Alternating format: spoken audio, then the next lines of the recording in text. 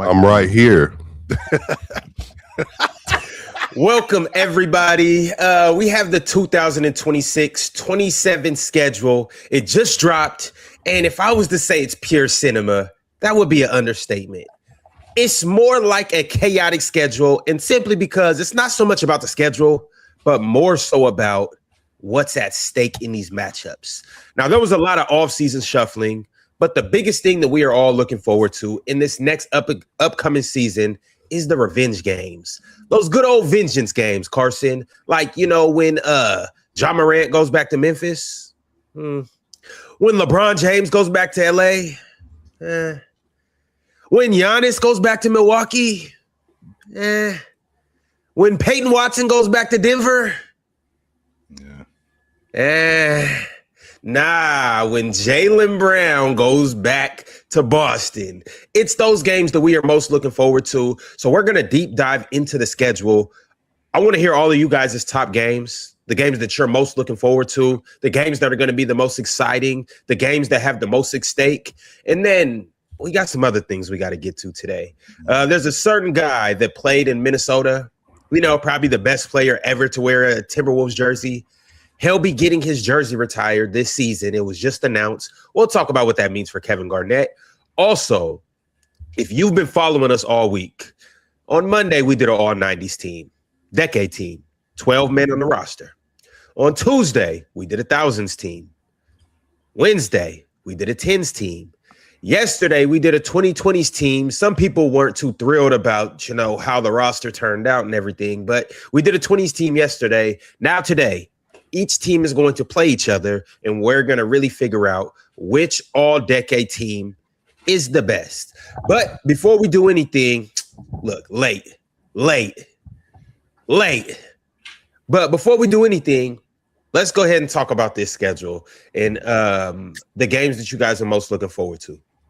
The defending NBA champions, New York Knicks. I'm circling December the 18th.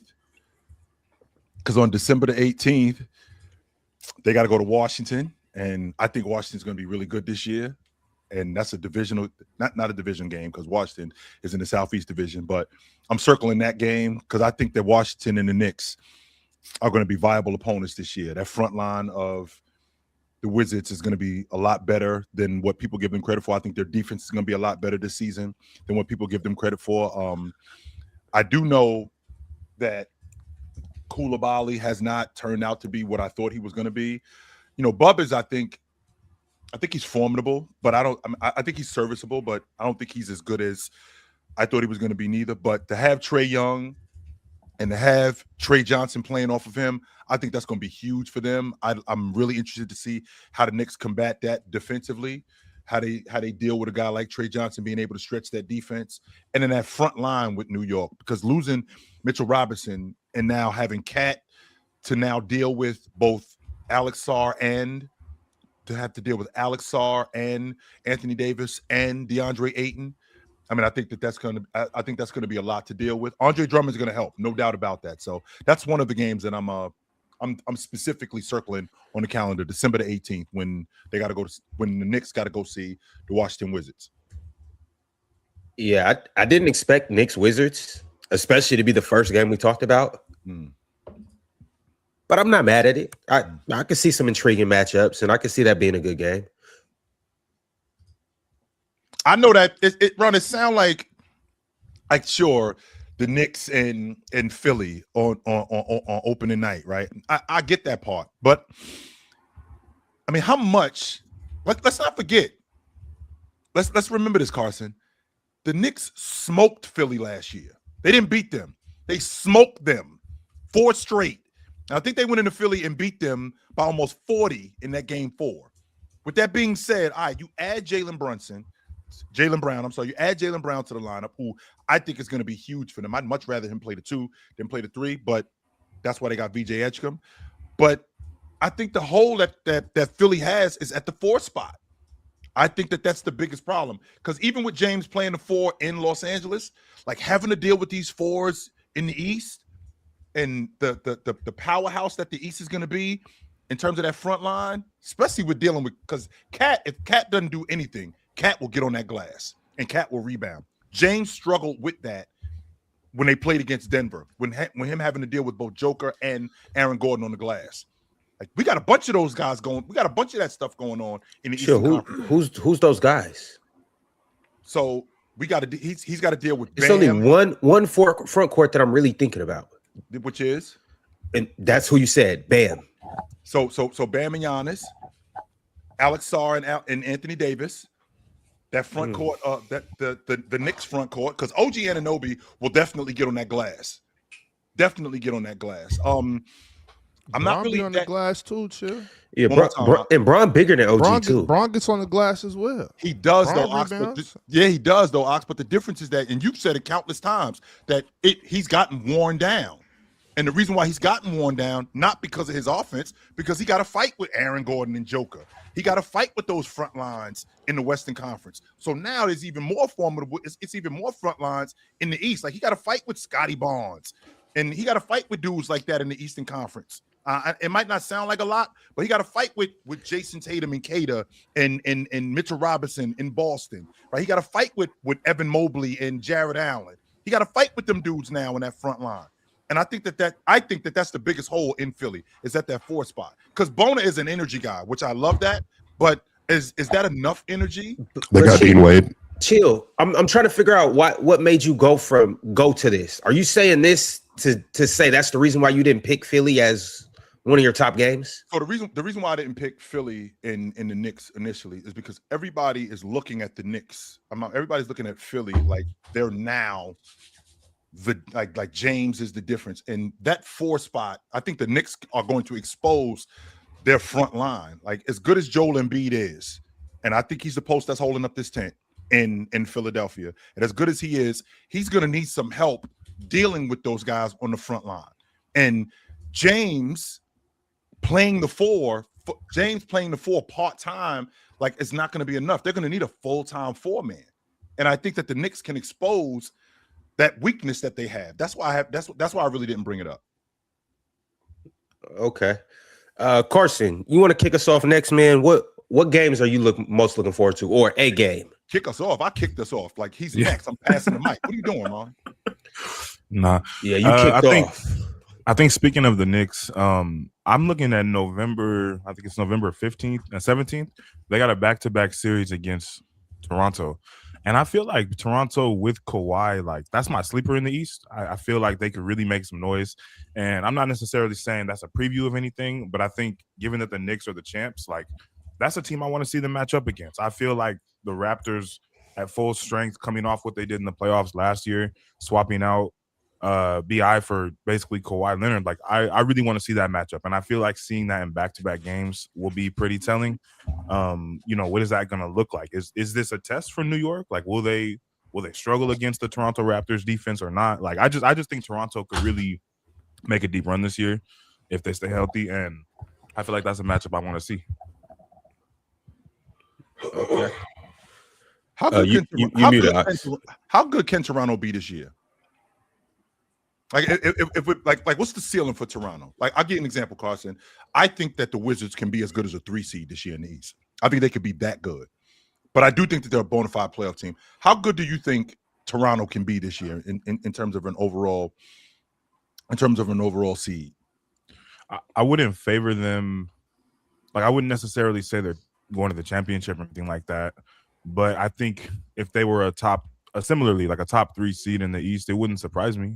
I mean, they were an elite defense last year, and they were an average offense. And now you add in Kawhi Leonard coming off of his best offensive season. Obviously, he has to stay healthy. We got to see the chemistry. The trade has to go through in the first place. But if they were top 10 on both sides of the ball and they finished near the top of the Eastern Conference, like, maybe like I could see Knicks. I could see them as high as second, honestly. I feel like the Knicks are still – I'm expecting them to be a 1 seed. But after that, I don't see why Toronto, if healthy, couldn't be second or third. Playing the devil's advocate here, I have the same issue that I have with Philly at the 4 spot. I got that same issue with Toronto at the 5 spot. I don't think that they dealt with that, and I think that the big spot in the Eastern Conference is going to be the difference. In fact, that was the difference in why I think they lost to Cleveland. I think they got dominated in the paint by Jared Allen and Evan Mobley, and I think that they didn't fill that hole. So I think that if anything is going to trip them up, I think it could be that. I would agree with that. I do like Colin Murray Boyles, and I like the idea of like a Kawhi, Scotty, Boyles front court lineup. Like it's real switchable, real athletic. But I agree with you. I don't think Pirtle is like the long-term answer, which is why I'm not higher on them.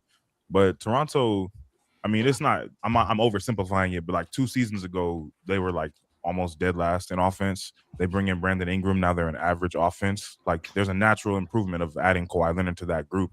And I think what we saw from Scotty, like I think that's sustainable in the playoffs. I wish Penn was here to to get on the Scotty wave, but yeah, I think they're going to be a really, really good team on both sides of the ball, and I really don't see why they can't be at the top of the Eastern Conference, even with the center concerns.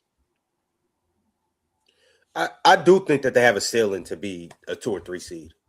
Do I think they're going to do it? No, but like ceiling wise, if Kawhi replicates what he did last year. If Scotty Barnes not only is the Scotty Barnes that we've seen in the playoffs, but potentially takes a step forward, plays a little bit better in the mid-range, shoots a little better. We know what the defense is. Colin Murray Boyles takes a step forward. Let's say they make a trade or two. I really could see the Raptors being a 2 or 3 seed in the East. But once again, I don't have them doing that. That's best case scenario. Ron, if you Toronto, because I know that they are trying to build something in Milwaukee, but would you call up Milwaukee and ask for Khalil Ware? Check their temperature on him. See how they feel about him. Hell yeah. Because I'm 100% calling them up and asking them how how they hung feel up about on, him. but for sure, call. I mean, Alex, you know how I feel. I mean, you probably gonna tell me no, but I gotta ask. Absolutely. I gotta ask. I'll feel you on that. Definitely call and ask about Khalil, but Milwaukee, I need to hang up that phone fast. They do need to hang the phone up though, but I would ask. I definitely would ask, like, how y'all feel about him, man? Because I think he could be the difference in what they're trying to do. He's still on a rook deal, which means that he comes cheap. He a glass cleaner. Yeah, there's some motor issues, but I mean, when you're playing with Scotty Barnes and you're playing with Colin Murray Boyles, I mean, I don't think the motor issues are going to be that big of a deal. I would call and ask. All right, Swiper, what you got for us, man? What game are you most looking forward to this year?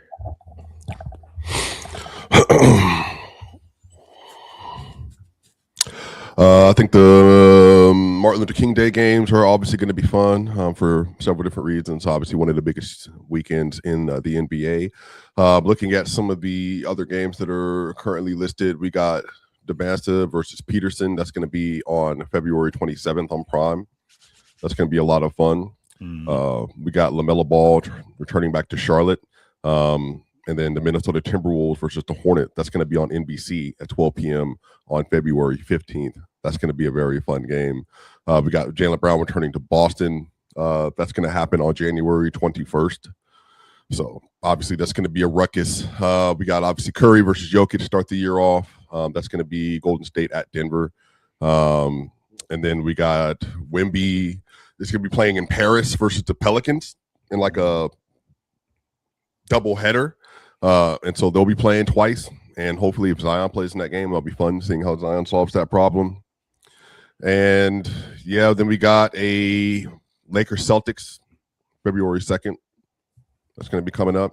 One that may not mean anything. There's going to be a Philadelphia 76ers in Denver matchup in March on like the 28th. And so that'll be, if Embiid does go, that'll be the first time he plays since 2019. I was about to say 8 years now.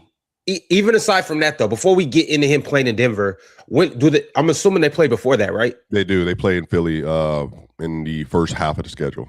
I think that game is more, I don't want to say more important, but I think that we should look more forward to that game between that matchup because it's I think it's a higher chance that Joel Embiid plays, whether you believe in a theory or not, or conspiracy, but also too, it's easier for him to play at home than it is for him to go play on the road. It's earlier in the season, so more than likely he'll still be a little more Wednesday, fresher. December 2nd. Is it off a back-to-back or anything? But the majority of the games that they play, please, Adam Silver, I will email you right now a message that you won't like if this is on the end of a back-to-back.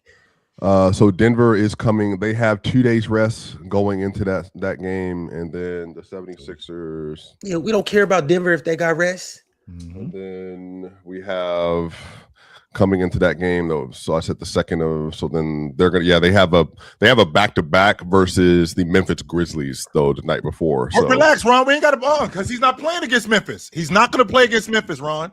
So relax. Adam, play Memphis. He's not playing against Memphis. No. He's gonna play Memphis and miss Denver. This is Adam Mars. This is Adam Silver's fault. There's some now. I believe in a conspiracy now. I 100% do. Swiper, while I get into this rant right quick, can you look at the second game and see if that's a back-to-back too for Philly? Mm-hmm. There's no way that he doesn't give Joel Embiid at least a day off, 2 days off. If I'm Adam Silver, he gets 3 days off ahead of this matchup. You have to play. As a matter of fact, chill. You know what I'm going to do? I'm going to make this the opening night game for Philadelphia. Embiid versus Jokic. That is the least we can get. And they home too. They have a day off between the 26th and 28th of March. Who they play before that? Portland, but they're on the West Coast trip. So they go from Portland to Denver, day off. This is nasty out of Adam. So Mars, here's the problem that I'm having. Okay, so we got first of all, we play Saturday at Houston. So we come home Saturday night, practice, no practice Sunday, practice Monday. I'm not playing against Memphis on Tuesday. I'm not, because Joker's coming in here Wednesday night. I'm not playing against them. I mean, just because you say it doesn't make it true. But I promise you, Mars, we're not, because we've seen like some of the best Joel Embiid Joker games have been when it's in Philly. It's in Philly. So Saturday in Houston. They're always really good games, yeah. Play Houston Saturday, come back home late Saturday night. Probably don't have practice Sunday, or we do got practice at 12 o'clock on Sunday. Practice Monday at 12 o'clock. Memphis comes in here on Tuesday. Joel Embiid is questionable on Tuesday night, but he's probably a healthy scratch for Tuesday night. And then Wednesday, Jokic, who, by the way, Swiper, you said they got 2 days rest. He's not playing. I mean, he should be rested. So I got Joker coming in here on Wednesday night. Joel Embiid to be ready.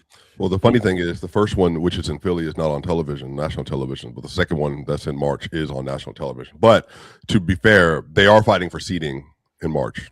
So I think the idea was with that, they're going to have both of them playing with stakes. And you said that's nationally televised? The one in March? The one in March is, yeah. It's on like an NBC game or ESPN game, one of them. You figure that should be interesting. That's the first month of the season, though, Swiper. NBC. So, I mean, we've seen the NBA, especially if Denver jumps out the box. Let's say Denver jumps out the box their first 15 games. They win 10 of their first 15 games, like 12 of their first 15 games, and they rolling to start the season. And Philly is at the top of the Eastern Conference. They've flexed games before. Like we'll turn this Wednesday game that early in the year, though. Yeah, we'll turn this. But the reason why is because this could be an MVP preview. Like Joker might be getting busy. And in addition to Joker, it's not going to be an MVP preview for Embiid, though. I think it's. Are we past that? Yeah, I just don't think that's a. I don't think that's a good, realistic expectation for Embiid at this point. And that's just more me maintenance thing. But I've been saying this for the last 3 years. I think he should be shooting for 50 games a season. But Swiper, that's not what that matchup's about. Like we all know what that matchup's about. Yeah, yesterday's episode is what that matchup is about.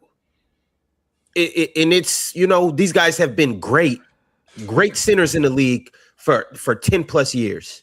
They have been staples for their franchises 10 plus years. These are two of the best players of this generation, regardless of whether Embiid is 80% of who he used to be. And regardless of whether Jokic takes a step back or takes a step forward, we want to see this matchup. Similar to like when Steph goes and plays, Damian Lillard. That's a matchup everybody wants to see.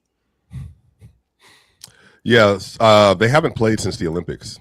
So just for context, that's the last time they've seen each other when they've been on the floor together, which was obviously a masterclass of a game from USA to Serbia. Maybe the best Olympic game ever, but we haven't had a chance to see it because Embiid hasn't been healthy, or he really just hadn't been healthy in the Philly games. So that was a hell of a game, Swiper. You ain't lying, man. But both of them was going crazy too. That was a hell of a game.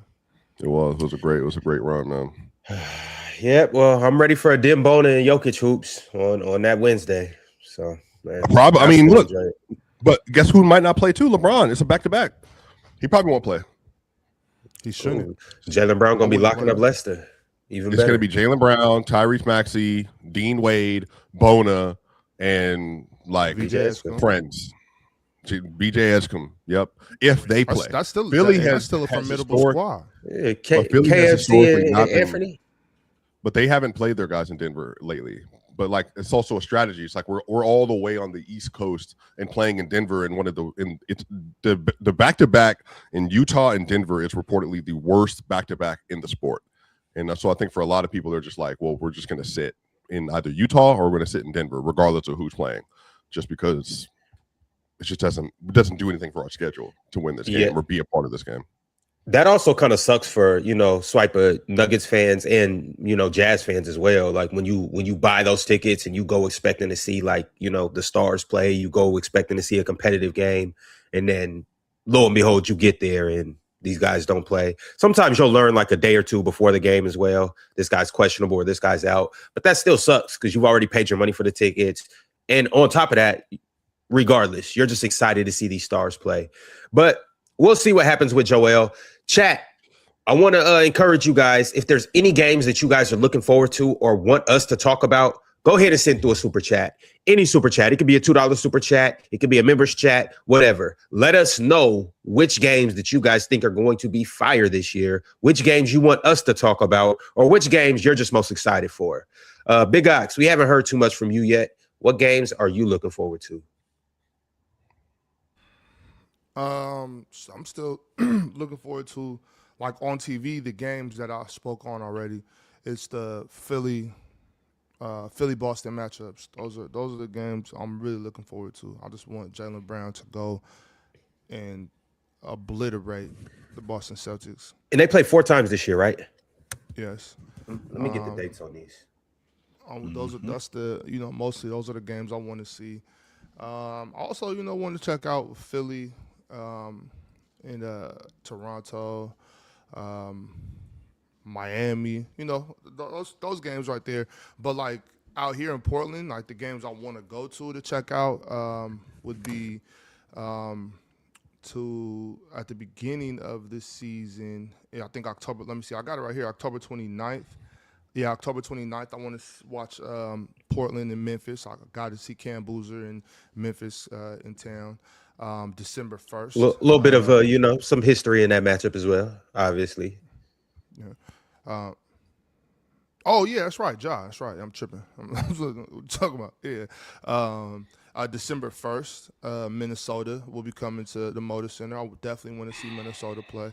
I think that's going to be an exciting game, so I intend on getting those pre-sale tickets pretty soon.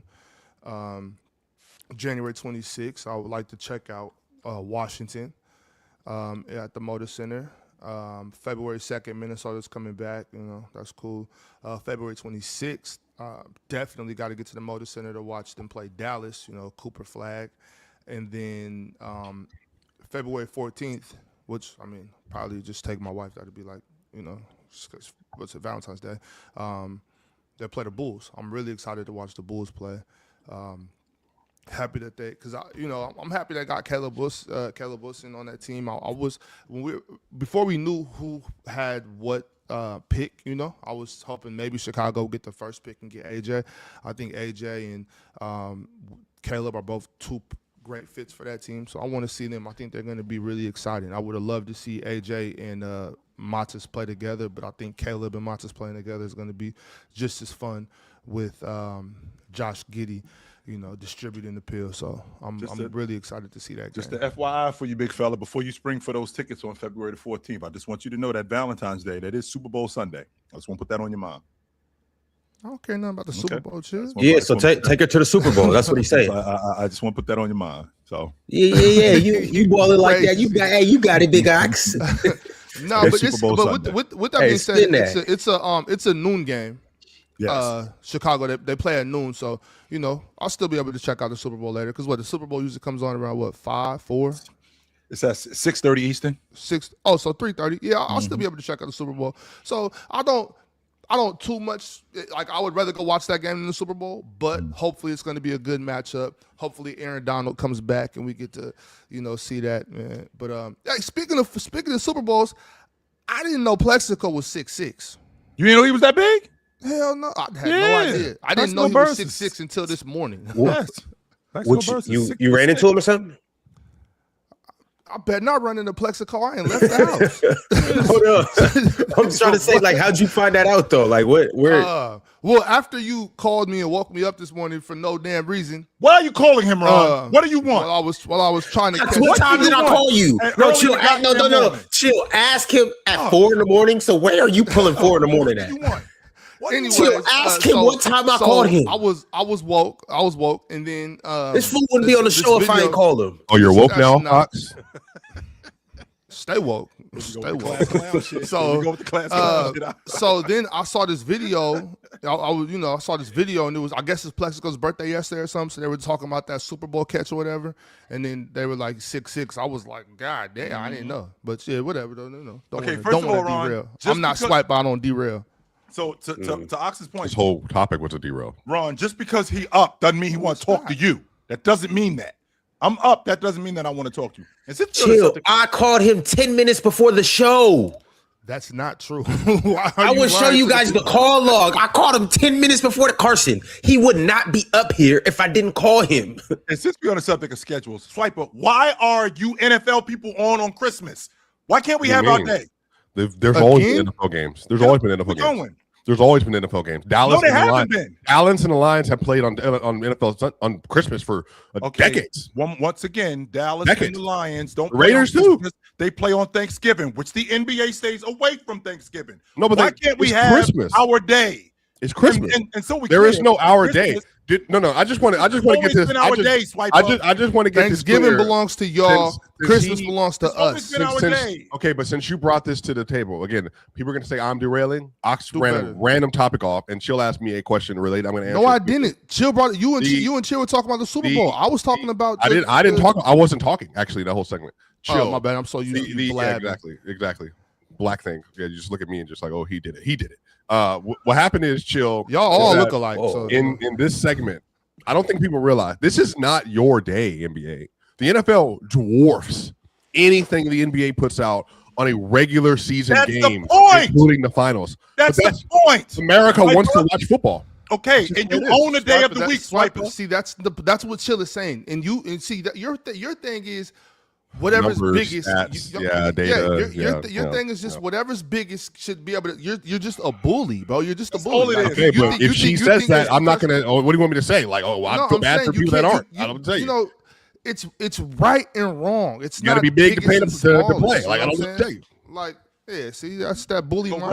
Ron, You familiar with that, huh? So Very. So Ron, so be clear. So be clear. Very. Gotta pay- hey, there Ron are gotta men, pay to play.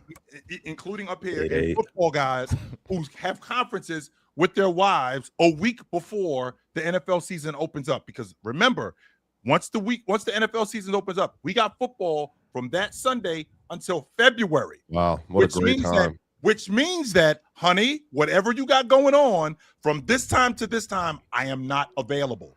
Right? So we know that. Swiper, you guys own a day of the week. It's Sunday. Everybody knows that football is Thursday Sunday. and Monday. Okay, even then. So with that being Now said, Wednesday. They're opening do in like Wednesday. Thursday. The season opens on Wednesday, Chill. and Christmas. I love to be Thursday clear, night football. Carlson, I do. Christmas I this know. year is on Friday. Yeah. Why are you here? What are Because- you doing here? They're Because greedy. they have the ability to Why do are it you this here? year. Because Can- you're gonna because the people that are the interest that control say, hey, you know what? I'll give you an extra $400 million in rev avenue. Oh, sure, we would love that. Like we'll the also 400 add extra million that so you already you're get ain't enough. you're fine with No, the because I'm saying billionaire that's owners the- of the no, that's the NFL method. stuff in their pockets. I don't like it. It's the So same thing with the world. It's the same thing with the cap World for the Cup. NFL billionaires. I see. Same what's thing going with the on. World Cup, Ox. They added 2 hydration breaks to a football match when they didn't need Yeah, to. because you would die out here. No, It was no, the summertime. that's not why. They did it because they made an additional $500 million in ad revenue over the course of the World Cup by installing. We've not had those. Shout out to America Mark, for making Mars, a good Mars, sport of can I ask- soccer can I ask better. you, Mars, Only was- we can was do that. Does that help the soccer players? Those hydration breaks? Does that help like get them water, or do they have other chances where they should be able to get hydrated? No, that would be the only chance for them to do it. Okay, If so they need Swiper, it. so clearly clearly the $500 million was a byproduct of trying to keep soccer players alive in America. Hey, but Swiper, you know, the World Cup had to come to America for us to make soccer great again. So now that we've added that, and now that we've set the standard moving forward, only in the Americas soccer can now be the best, You're sport in the world. You're right. You know? We made the quarterfinals, and everybody and their mom was like, the USA is back. Meanwhile, our women are the best team in the world, period. And everybody's like, I guess just y'all ain't gonna talk about it. Y'all ain't gonna watch next year. You can go out and watch a real soccer team next year. By the way, Ron, you can watch Sophia Wilson. You can watch Mallory. You can watch. I would think we're good. No, Trinity's good. Make it to the quarterfinals. Trinity, the whole squad. Yeah. Why do you always shit on the men's team? They suck. They made the quarterfinals. I think that's they are actually they're terrible. They've been terrible. This was good for them. That's not true. This is good for them. Maybe we used to not be that good, but we got. They're not that good. How was it not good for the sport? How was it not good for the sport for us to make the quarterfinals? They lost in the quarterfinals, y'all. Like, that's fine, cool, but that's not nothing. We don't celebrate that here. Speaking of losing something, why are you here on Christmas? Is what I'm trying to make sense of. Chill. You already make for the $400 million extra that you said that you getting that $400 million extra anyway, because Christmas weekend. Like, people aren't going to do anything on Christmas weekend because Sunday is football. Why are you here on Friday? Why are you here, Swiper? We got basketball on Friday. This is chill. I'm not mad at it though. I am. I'm really not. Nah, but chill though. Here's the thing. Here's the thing, chill. If we go, let's say we go out to eat, and let's say this restaurant serves really only two things. They have an American style menu that you could choose from, and then let's say they have a Mexican style menu. If you don't want to eat Mexican food, you go eat the American food. Sure. If you don't want to eat the American food, you go eat Mexican food. Sure. If you like me and you like both sides of the border, you gonna order from both sides of the menu. The thing about it is, I'm watching NFL and I'm watching football. And I mean, I might be a little biased because the Rams play the Seahawks, which is probably going to be the best game of the season. You know, I'm invested in the Seahawks. I'm going to watch that game, but I'm also going to watch the other games too. The same time when Philly plays the Lakers. Those eyes that are on the Seahawks-Rams game, go somewhere else. Okay, whose fault is that? Whose fault is that? People still have a choice, though. Be here. That's why. And it also too chill. Because you shouldn't be here. That's why. Chill. It's 2026. I rarely watch a live game. Even when a game is live, I will start the game 15 minutes late so I can fast forward through football and basketball. Watch out. Hold on. Check me out though. What I'm saying is, I'm not like I'll watch a game live, but I won't watch it right as the game's going on. That's because you have ADHD, bro. I have another friend who does the exact same thing. Because I don't want to watch commercials that I'm not getting paid for. Watching football behind is an idiot. That's crazy. Why? Watching a live sport behind that is crazy. Why? No. Okay, chill. He's gonna be no. He only wants to watch the games live so he can be the first to report on Twitter. Oh my God, I can't believe this guy just did this. Yeah, it's a part of my job. That's a part of my job. Okay, so then that's different. That's not a part of my job. I don't want to report on Twitter. I don't care about reporting the game on Twitter. I think I'm watching the game to watch the game. This. I know it's all because the same way the NFL or the World Cup did the hydration breaks for the money. I started doing this because I wanted an excuse to do what I already did. I watch everything from start to finish, and I am going to commit my evenings to watch the NBA, commit my Sundays to watching NFL football. But it's like I can actually get paid doing this. So let me go make a platform. Now I got a legitimate excuse. So if I got to leave and go be somewhere, I got to go to work. So this is life for me. I've always been this way, Ron. I think what you're talking about is crazy. Because I got another friend, one of my best friends in Texas, that's the same thing. He starts games like in the second quarter or halftime and then catches up. And his same logic as you. I can skip all these commercials. I want to experience it live. No, that's dumb. That's bad. So what? Terrible. First off, it's not dumb. Please don't insinuate that I'm dumb again, Swiper. Please don't do that. I'm diminishing your experience. Because if me and Penn do that to you, the show's gonna be up in arms. Please don't do that. I'm diminishing your experience. Second off, hey, Swiper, my time is more valuable than your time. Okay. Okay, Ron. If I can watch a 3.5 hour football game in 2 hours, I'm gonna do that. If I can watch water. I didn't a 2.5 hour basketball game in an hour and a half, I'm going to do it. Okay, but Ron, And, that's and cool. I'm gonna still finish at the same time that you guys finish. So when we get to the last 5 minutes of the game, I'll be there just to tweet with you. No, that's fine. You know what, Ron? If you believe your time is more valuable because you do have more things to pay for, including Shishini and them across the water, I'm cool with you working and then having to come back to the game. I hate that strategy. I've never been pro strategy with that. I am an old head, I guess, when it comes to watching things live. That's just the way I do it. That's just me. You've been pro. When was you pro? Ron Goofy ass. Don't make me call real talk. Ron Goofy ass showing up to the date 15 minutes late, but I'll catch up. Yeah, I'll catch up. Just start the conversation while I'm not there. I'm gonna catch up. Start the conversation while I'm not there. She respects you a little more when you show up a little late. I'll order my plate. I'll be there in a minute. I'll catch up to what's going on by the time I get there. And then by the time the end of the date happens, I'll be all caught up. No, you won't. No, you won't. I've been doing this for the last 3 seasons, and you guys have never known. It's never been a thing until Swiper just did his we whole... can tell. Oh no, we can definitely tell you ain't watched the game. Yeah. We can definitely tell. Oh my God. All right. But yeah, though, I'm not mad at the football games. We also get the Bills and the Broncos. I think that's a hell of a game too. I'm excited to see that. Chill, I do understand what you're saying. Like, yeah, we could just have a full NBA game. But hey, I don't mind stacking the deck and it just being a all-out sports day. I'm in favor of that. But you got the Seahawks and Rams in the late afternoon. Yeah, like that. Those back-to-back games are going to be heat. Oh, the first game is whatever. Ron, I know what it is. Chill is upset. His 49ers are not anywhere on this slate. No, that has nothing. Or Thanksgiving for that matter. No, that has nothing to So do is with Brock Purdy lost motion, Chill? That what you're telling me? No, that has nothing to do with it at all. Nope. I just, once again, my issue is that you own the entire town. I only have a small section of this town.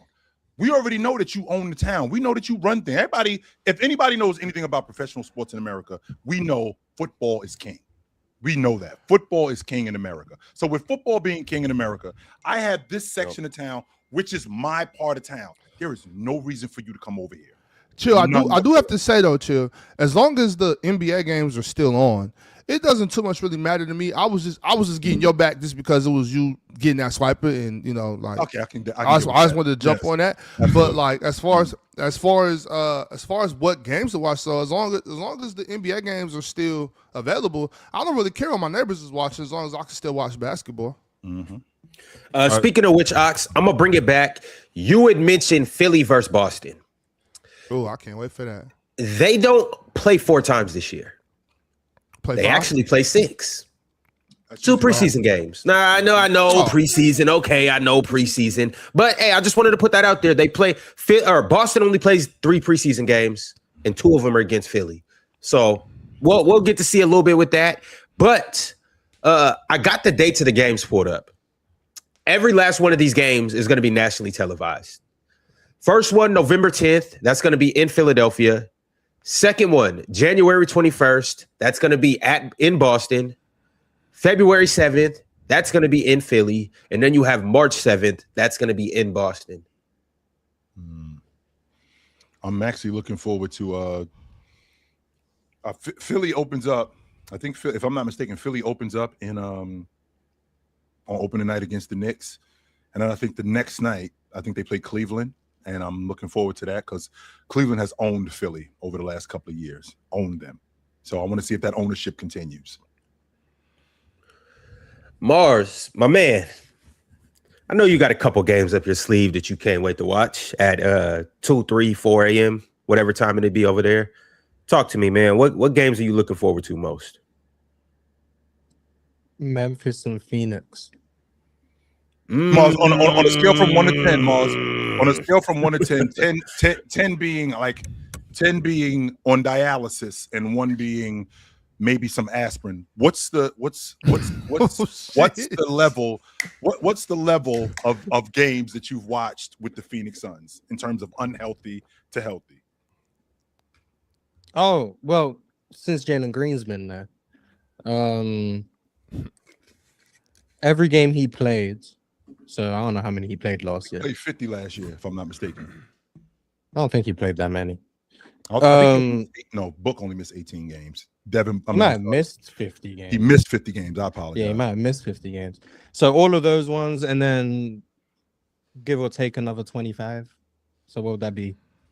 Well, not take, about 25 extra. So what would that be? About 57 Suns games? So plus almost all of the two playing games, and then the 4 playoff games. So just over 60. But Jalen Green's missed the 82 though, so he's gonna play all 82 this year. So I'm gonna be tapped in for all 82 this year.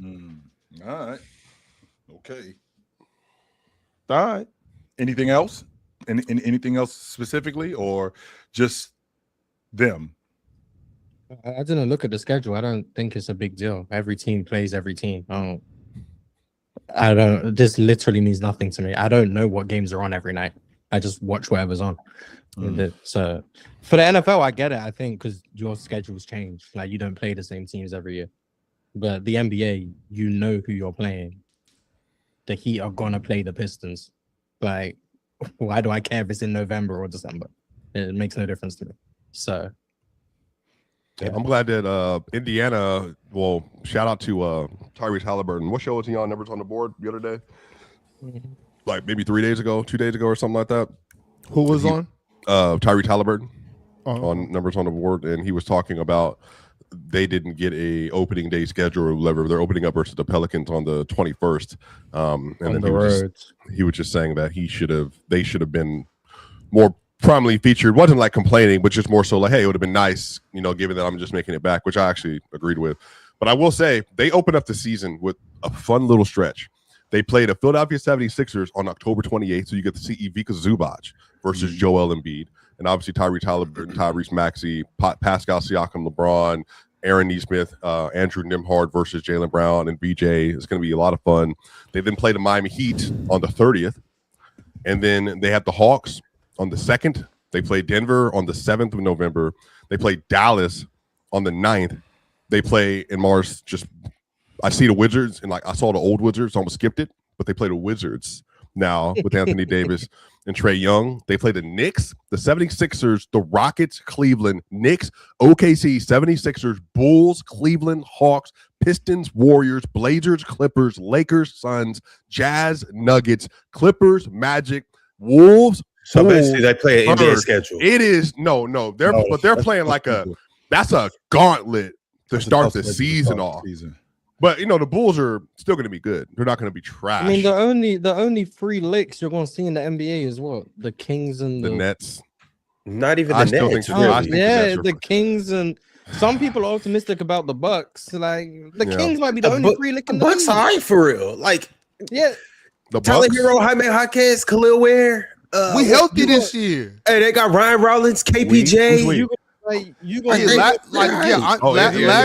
Last year nobody was healthy. This year we're healthy. Yeah, Indiana's about to be a monster. I'm on this side of Indiana's about to be one of the best teams in the Eastern Conference. If Ron, if you wanted to hand them all the way over to me, I'm perfectly fine. If Zubac is healthy this majority of the season, they're going to be a problem. With Jay helping them on the bench. You say you want my side piece? That's your side piece. Who's your main dish? You mean the Wizards? No, he said Indiana. Historically, I feel like Indiana has been your side, like one of your teams. Well, we kind of broke up last year because she was going through some things. So damn, I had to let her get her personal time, and figure herself out. She went through chemo for 1 year. I would never. That's disgusting. Hey, I ain't Will Smith. She didn't even go through chemo. Like it really wasn't even that bad. Like it was. She had a broken leg. That's all she had. Like it really wasn't that bad. He dumped her. Just like that. If they're anybody that's going to cost us sponsorships, it's not going to be Jordan and Damo. It's going to be Ron. He straight dumped her. That was insane, dog. Now, I got a question because I was looking at this schedule and I'm looking at Denver. Like Denver, their schedule early. So you got Oklahoma City on Thursday, the 22nd, at Oklahoma City. I think you lose that game. Saturday you play New Orleans. I think you beat them. And Monday at home, you play the Golden State Warriors. I think you beat them. Then you I'm about to text Dave right now. And then you go to New Orleans, and I think you beat them. Then you go to Phoenix. I think you beat them. Then you go to Portland. I'm sorry. Portland comes to you. I think you beat them. Then Toronto comes to you. I think you beat them too. Indiana comes to you. I think y'all beat them. Then it gets a little tricky. You got to go to Houston on the 9th. Tricky. I think that I think that they can. Jalen Green's not there anymore. Chill. We're good. Okay, so you beat them. I think you beat Memphis. I think you beat New Orleans again. Look, no, chill. If they're healthy, they're going to be a monster. That's not the question. It's just if they're healthy, they're going to be really, really, really, really good. Like the first month of the season, like you can. Yeah. I'm looking at this first month of the season. 1, 2, 3, 4, 5, 6, 7, 8, 9, 10, 11, 12, 13, 14. Of these 15 games, you can start the season 12-3. I think that could happen. I think you can win 12 of these 15 games. They did that last year. The season. Yeah. That could happen. I'm done predicting game by game. We don't know who's even going to be playing in these games. It's 2026. Hey, Back brother, in the day, 1984. Yeah, you know them new draft odds though. Now Mars though. Nowadays, yeah, but it's still you don't know who's going to be playing on any given night. Like we have to account. Is it going to be a back-to-back, or do they have 3 games in 4 nights? Is this guy going to be on load? Like we don't know. Like. Yep. I'm not predicting these individual games because at the end of the day, there's going to be someone not playing every single time. Just so we clear, Mars, in that month, they don't have any back-to-backs. None. Well, they have 14 on the season, so that's not a great thing. And they have a lot of backloaded back-to-backs. Yes, during that month, from October 22nd to November 22nd, that month, they don't have any back-to-backs. None. They have a easier schedule because they have a good middle, a softer. Well, the NBA, the way it works is like if you have a hard end, that's fine. But the games you really win in the league and like stack up wins are December through February, essentially through that All-Star break. If you can like stack wins in that stretch, then that typically will help determine your seeding in a lot more ways than what happens on the other end. Like so, it just really depends. And then OKC is the easiest schedule in the league, but to OKC reporters and fans' credit, they're not playing themselves, which is a part of why they have the easiest. But all of these teams are still going to be really good in the regular season. Like I've seen a lot of backlash with that whole OKC thing. They have the easiest schedule in the league. How could the NBA dare give the best team in the NBA the easiest schedule? This is OKC. They got the back-to-back MVP. They won a championship last year. Went to the conference finals this year. They're going to be fully healthy. My thing about it is, and I alluded to this earlier, Swiper, when you was reading off that schedule. The NBA schedule is still an NBA schedule. And like to Mars's point that he just made, you have the Kings, and that may be the only free lick. The Bucks, maybe. The Nets, maybe. I'm just all right. So there's no free licks. Actually, you know what? Ox is right. There's no free licks. So that means that everybody got to get up every single night. And also, too, if I was to tell you guys definitively, well, not even definitively, if I was to say, give me the 6 teams, 8 teams that you have not making the the 8 teams that you have not making the playoffs in the East, can you guys really call that definitive? Yeah, well, it doesn't necessarily have to be definitive. I could tell you the Bucks are gonna miss the playoffs, and I could tell you the Nets are gonna miss it. Brooklyn, and it gets tricky after that. It gets so tricky after that. I'm like 85% sure Chicago gonna miss it. I'm like 92% sure the Bulls are gonna miss the playoffs. Everyone else. It's so tricky in these. Mars, can we make a little numbers over under a little side bet between you and I, and perhaps in some Me? Yeah, just a little fun bet. Mars can do it. You can involve yourself in a little bit of fun. Yeah, it's not money. We'll just do it for a little. I don't find little bit of TV time. A little bit of TV time, Mars. Mars getting don't let Mars trick y'all. Mars got some pounds over there. No, I know he got money. He's playing. I'm saying that like, all right, in this instance, I never said I was broke. I never said you were. Mars, can we take a little over under on the Charlotte Hornets next year? What line would you be comfortable at? Like 40, 41, 41 and a half, or 39 and a half? Which is 39 and a half is probably where I would say. Would you be careful, Mars? He is slick talker. Don't let him talk you into something. That's what if Mars, where would you go underneath that? Would you go over that? Did you know how I feel about Kobe White and the rest of that roster? So I'm like willing to go above on the other side. We're not making a bet. I'm just talking. Well, no, it's a little bet, little friend bet. That's it. Friendly bet. Friendly way. If the prize is bragging rights, then cool, I guess. Well, I just wanted it on paper because last year apparently it wasn't a take of the year when you had the Bucks Spurs thing. So now we're going to put this one on paper with the Hornets and then look at it next year. The Bucks could have been better than the Spurs, man. Giannis got hurt. I'm not gonna lie, I think 39.5 is a perfect line because I think 39 wins is probably what they're gonna get. So Okay, I'll take the over. I'll take the over. nice. So okay, we got over On for what Charlotte team? Hornets. The Charlotte Hornets. Marsh, now's when you got to do this. No, you don't Right, have to do that. Try to get you some bread, man. Okay. 40-41. Is there any other team that anybody feels like they are particularly well? Chill. You said 3 seed for the Wizards. I'll I think take they whatever can- the line is you put out. I'll take the under on that, and then we can just go real money with that because Chill got Europe money. So I think go they- ahead and how much we doing? I think they could be as high as a 3 seed. Yes. But I what's do. the number on the game? That's like 54 wins, Chill. So, if I'm not mistaken, last season the 3 seed was the Knicks, and they won 53 games last year. Yeah, so I said 54. So Yeah. that's 53 and a half. So the Wizards. Just set it at 50. No, that's not the 3 seed though. I But he said be- they could be as high as the 3 seed. That doesn't mean you Yes. think that goes Okay, to well, be the 3 seed. To make it more So fair, set the Chill. line at 49.5. No, that's still too low given if they are a playoff team. And on his estimation, we're building a model. I think the model number should be 50 and a half because if you take because that's the difference between 50 and like if you go Chill because 51 you should feel relatively comfortable with. If you get I'll take the over on 47. How about that? 47. Yes, I'll take the All right, over on for me 40 do 40 Or the and a more. half. Let me rephrase that. I'll take the more on 47 games. Can you move it to 48 and a half and I'll take the less? What? Can you move it to Then he 48 and a loses half? at 47. No, What? because He gets to win at no, because 47? then do it at 47 and a half because that's how you do it on like spread. So do 47 and a half. Chill. You'll take the more. Swappy, your Nigerian is showing. No, I'm this is how it I works. told you He he's wants slick you talking. to say he wants you to say that win 48 games. Well, that's what how you set a line. Yeah, I'm just saying. So do you think they win 48 games?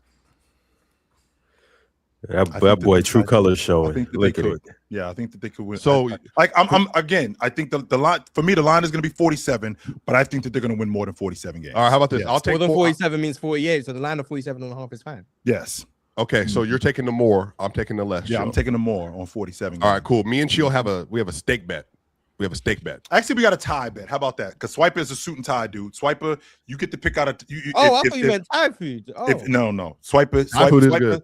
Swiper is a suited and booted dude. So with Swiper being a suited and booted dude, if the Washington Wizards Yep. go if they go less than 47, if they go less than 40, because I got the more on 47. If they go less than 47, you get your choice of a tie, and I'll take care of it. Also, Cool. hey Ox, you see what Swiper just tried to do right there? You are a world-class swindler. Your true, like I said, your true colors are showing. Hey Ox, this man just tried to bet Chill a steak dinner. Chill Town Hoops, The a steak vegan, dinner. the vegan, The yeah, the vegan vegan. up here. No, I mean, it don't gotta be steak. No, don't gotta be steak. Just a You phrase. said steak dinner. Hey, so if you win, you get a steak dinner. If Chill win, He get what I've eaten with Chill in person before without you being there, and it was great. Better than it was when you're there. And we had By the vegan way- burgers. So I'm By saying the it way. could have been a burger either, but you Chill are wants a tie. vegan burger. Yeah, right. And this is you right here. Hey, Brian, you remember they- them vegan burgers from that They spot in the handed these mall? out at the game the other day. Dope, wasn't it? Oh, with the sweet potato fries? yeah, hell yeah. Yes, it was dope. Mhm. All right, so we got 47 and a half. Is there another team anybody feels comfortable with for their preseason number? Ox, you want to do your Kings? I know you don't probably care about that as much. Sure, whatever. Yes. over or I'll go- under I'll at go- 11.5. Well, no, because we won last year. We won 22 last year with no DeMontis, Yeah. no Zach Uh-huh. Levine, no Keegan Murray. We traded for DeAndre Hunter. He only You played did have 3 Westbrook games. though. Yeah, that's a negative. So we had all of our top players. You were set hurt. him up for that one, Ron. Right. I don't know why. we We'll would do see that. when they go I'm under saying, 'cause 22. it's just crazy because my team is the only team that never gets any bail for injuries. Like it's crazy. Y'all can come up here and talk about how My this team don't be is- getting no respect for injuries. Nobody Who knows is who your your team, team is, Mars. Who is your team, Grizzlies. Mars? We talking about the Grizzlies. Ain't no one be giving us no respect. The hell? How did we go? How did we move? When did we move to Memphis? I Been- like that. been Cam- saying that, Cam Chill. Boozer, I like Cam that. Boozer. When was that? When was Hey, that? You've been saying that. May- I watch Players' May Choice, bro. That's something, news to me. I Damn. never. Right. And So- Mars so- has hey, been, shout he's out Cam been Boozer. Team Cam Boozer. Like, this isn't nothing new. We have real estate in Yeah. Houston. I did know that. We have real estate in Houston, and then we bought a condo. we had in real Phoenix. estate alongside Jalen Green. Yeah, okay, and we ain't buy a house. We bought a condo in Phoenix. Now, Scottsdale. Yeah, in particular. we bought a condo in Phoenix. Now we've moved. We got another spot now in Memphis. Like I told you I wasn't broke. Why would I you mean, I move to can afford Memphis? to. I mean, nah, I'm in Just Nashville. move- You know what I'm saying? Yeah, move to Nashville and wait for the team. I'm in, They'll be there I'm soon. I'm in Nashville, but you know, the closest team to me is still the Grizzlies. You know what I'm saying? Yeah. There you go. There you go. Yo, fellas. Wait. Well, hold on, real quick. So, Swipey, yeah. Just since DeMontis is healthy, finally, Keegan Murray's healthy, finally, Zach LaVine's healthy, finally. I'll take that, and I'm going 41 and a half. They have right now. I'm looking at a certain site. You're plus 2,200 put that thing down to win 35 games this year. Plus Oh yeah, 2,200. I got to go put some money on that. So you're Ah, you said over. what? 35 and I'm definitely over 35 and a half for sure. Sacramento winning 35 games. You taking Plus, the more Ox, than- if you put $100 on right now, you win in 2,200. I'm gonna put 300 on that. Hey, you put 100 with me, you win in That 200. stinking ass hand down, bro. Hey, matter of fact, Ron, do me a favor though. I'm gonna shoot you some bread. Stop at the casino on your way down here because I got shit Yeah, to for do. I sure. can't get up there. Make my bet with me, and then I'll put in that bet Don't for give you. Ron no bread because he's gonna screw it up, Ox. He is gonna straight screw it up. No, Chill doubt. is right. I do have to walk And through the I just- casino to place it I just at want the you to know, casino. Chill. I will offer you a friend clause, and I'm offering Mars a friend clause that if you have a substantial injury on your team, I will rescind my bet, and then it no longer counts. Because what happens is If you guys lose your Zach Charbonnet, if you lose your starting quarterback, I like this dude over here. he's I like, this dude over yeah, here. hold the bet, hold the bet. That still is on. Isn't that fair? What? Like Mars, if whatever the line is on the Phoenix Suns this season, right? Whatever the line is on the Phoenix Suns, if you take the more, I think that's predicated on you specifically, your feelings for Jalen Green. If Jalen Green ends up getting injured and he misses 40 games, like, okay, we can now rescind that off the strength of him not being available. Where y'all do that at? Like what? Ron, on the other hand, That is crazy. I'm in the NFC Championship game. My quarterback isn't playing. Nope, we can't take the money off the table. What? No, you can't. You can't. You know you're playing a violent sport. This is football. You can't put your money. Oh, he got hurt. You can't take the money. That's crazy. That's insanity. That's insanity. You can get hurt doing that shit. Don't do that. Just don't. If that's the case, don't bet on football. Speaking of doing something, I'm gonna whatever the line is on the Utah Jazz, I'm taking the more this year. The Utah Jazz right now, I'm taking the more on them. yeah, if you go to regular season wins, let's go to for the Utah Jazz, they're way above the Kings. So let me get out this Kings section area. They're at, let me go to 40 plus wins. I was thinking Utah like 35 wins. I'm taking the more on that. Chill, you got to make it the playoffs. Don't you? Everybody's winning 46. They got to win more than 35. So right, There's no. He said 45. He said 45. No. Oh, you, so the Did you say did you say 35 or 45? I said 35. Chill, my right now, the Utah Oh, Jazz, oh. they're a plus 155 for 40 plus wins. So meaning almost no money. But do you feel good about 40? Yeah, I'm taking the more on that. Yes, sir. I feel good with. I think they could be a 500 team because if you look at what happened last year in the Western Conference to get into the play-in tournament, Golden State was 8 games under 500. 8 games under 500, and the Western Conference might be less than this year than it was last year, considering what they lost. They lost James Harden, they lost Leonard, they lost James, so it might be less than this year than it was last year. So we better than the Clippers. You think Sacramento's better than the Clippers? Oh yeah, we better. Than They the just Clippers. go back. They just go Bradley Beal back. Shout out to B-Rad. And Brandon Ingram and Darius Garland. Shout out to B-Rad. Well, Brandon Ingram, we don't know if he's on the team yet, but Oh, so they still got Kawhi. maybe. Man, Utah Jazz Then has said a we- Bleacher if Report on that's the case- 36 and a If that's half, the case, man. then we still got Kawhi. You know what I'm saying? I'm taking Swiper, what's the Lakers? We What's back, the- baby. Lakers Under. on On Bleacher Report right now, Thunder. they are. Let's see. Go to Tweaking. here. Los Angeles Lakers. Yeah, they're at 44.5. Like that's not a Bleacher Report's not great at this, by That's the way. crazy. You think that's ridiculous, Mars? No, it's terrible. That's It's low. terrible. I think that's Yeah, crazy.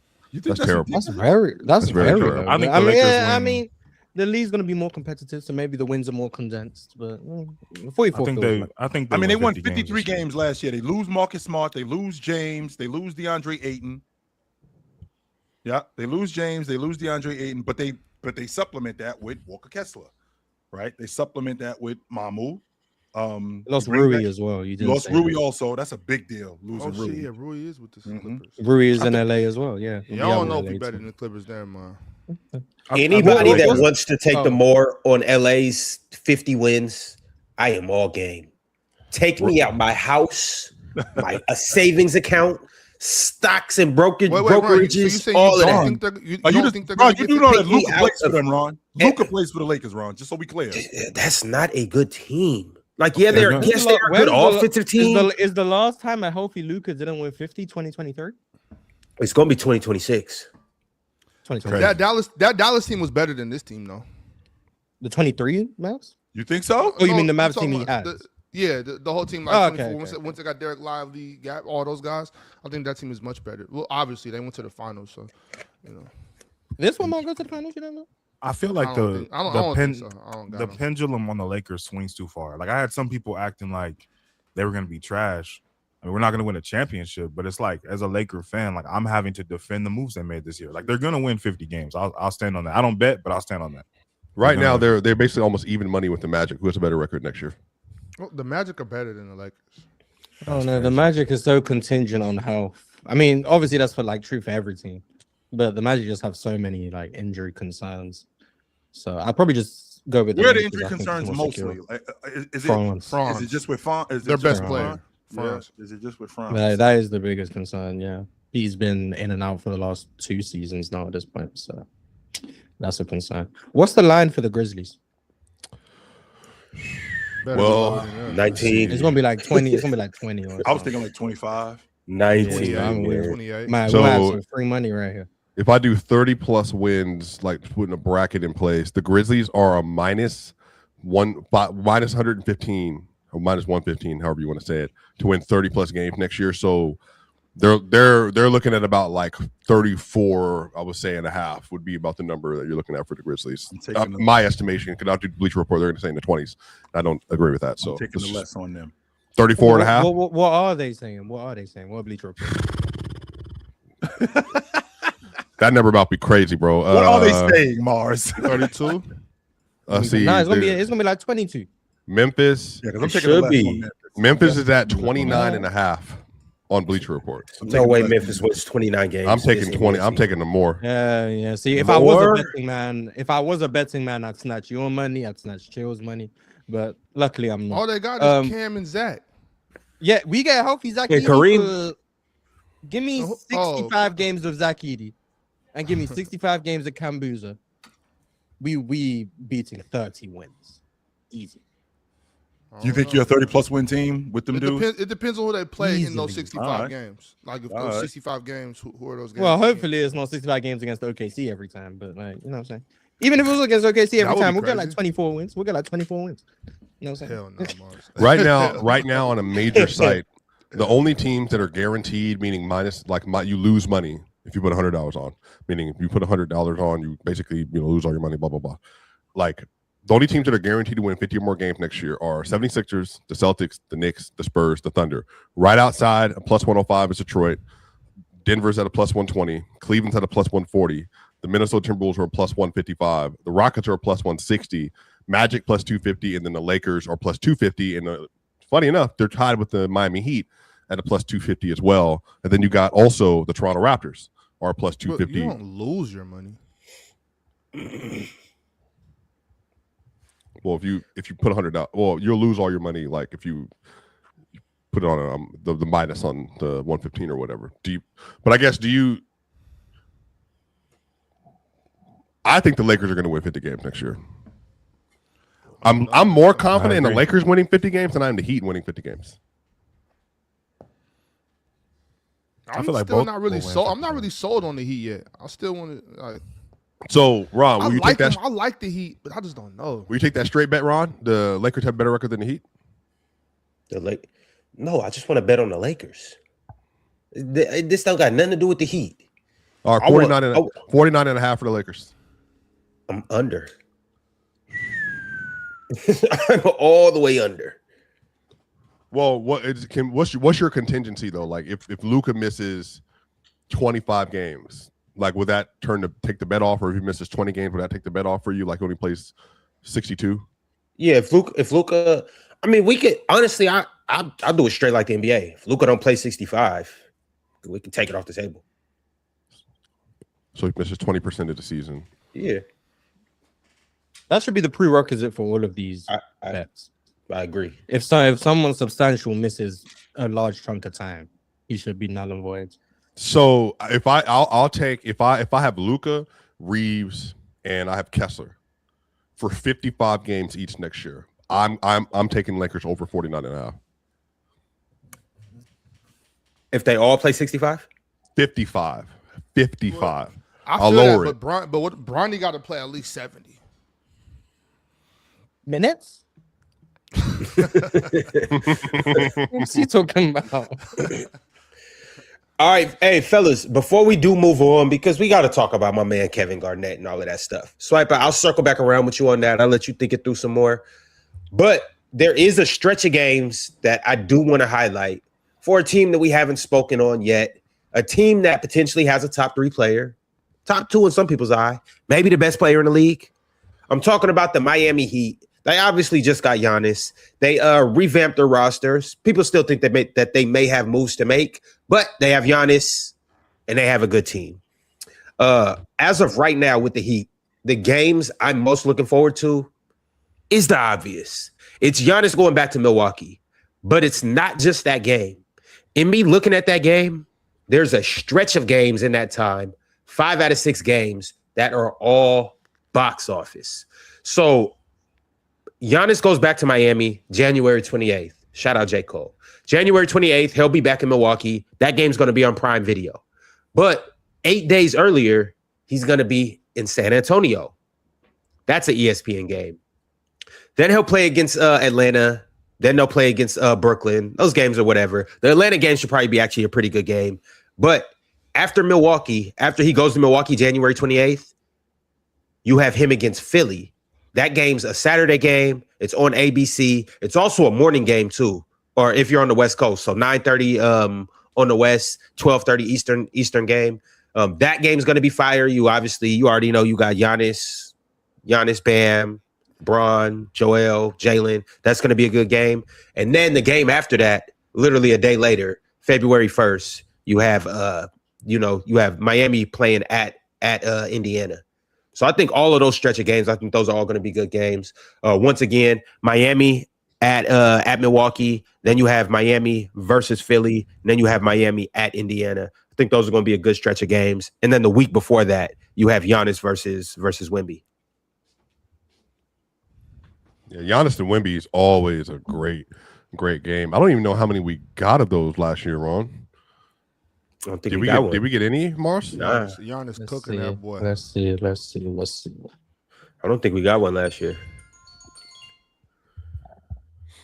Yeah, Giannis played like 30 games. I don't think because I Yeah, love it's both those players. doubtful, but we'll I see. don't know.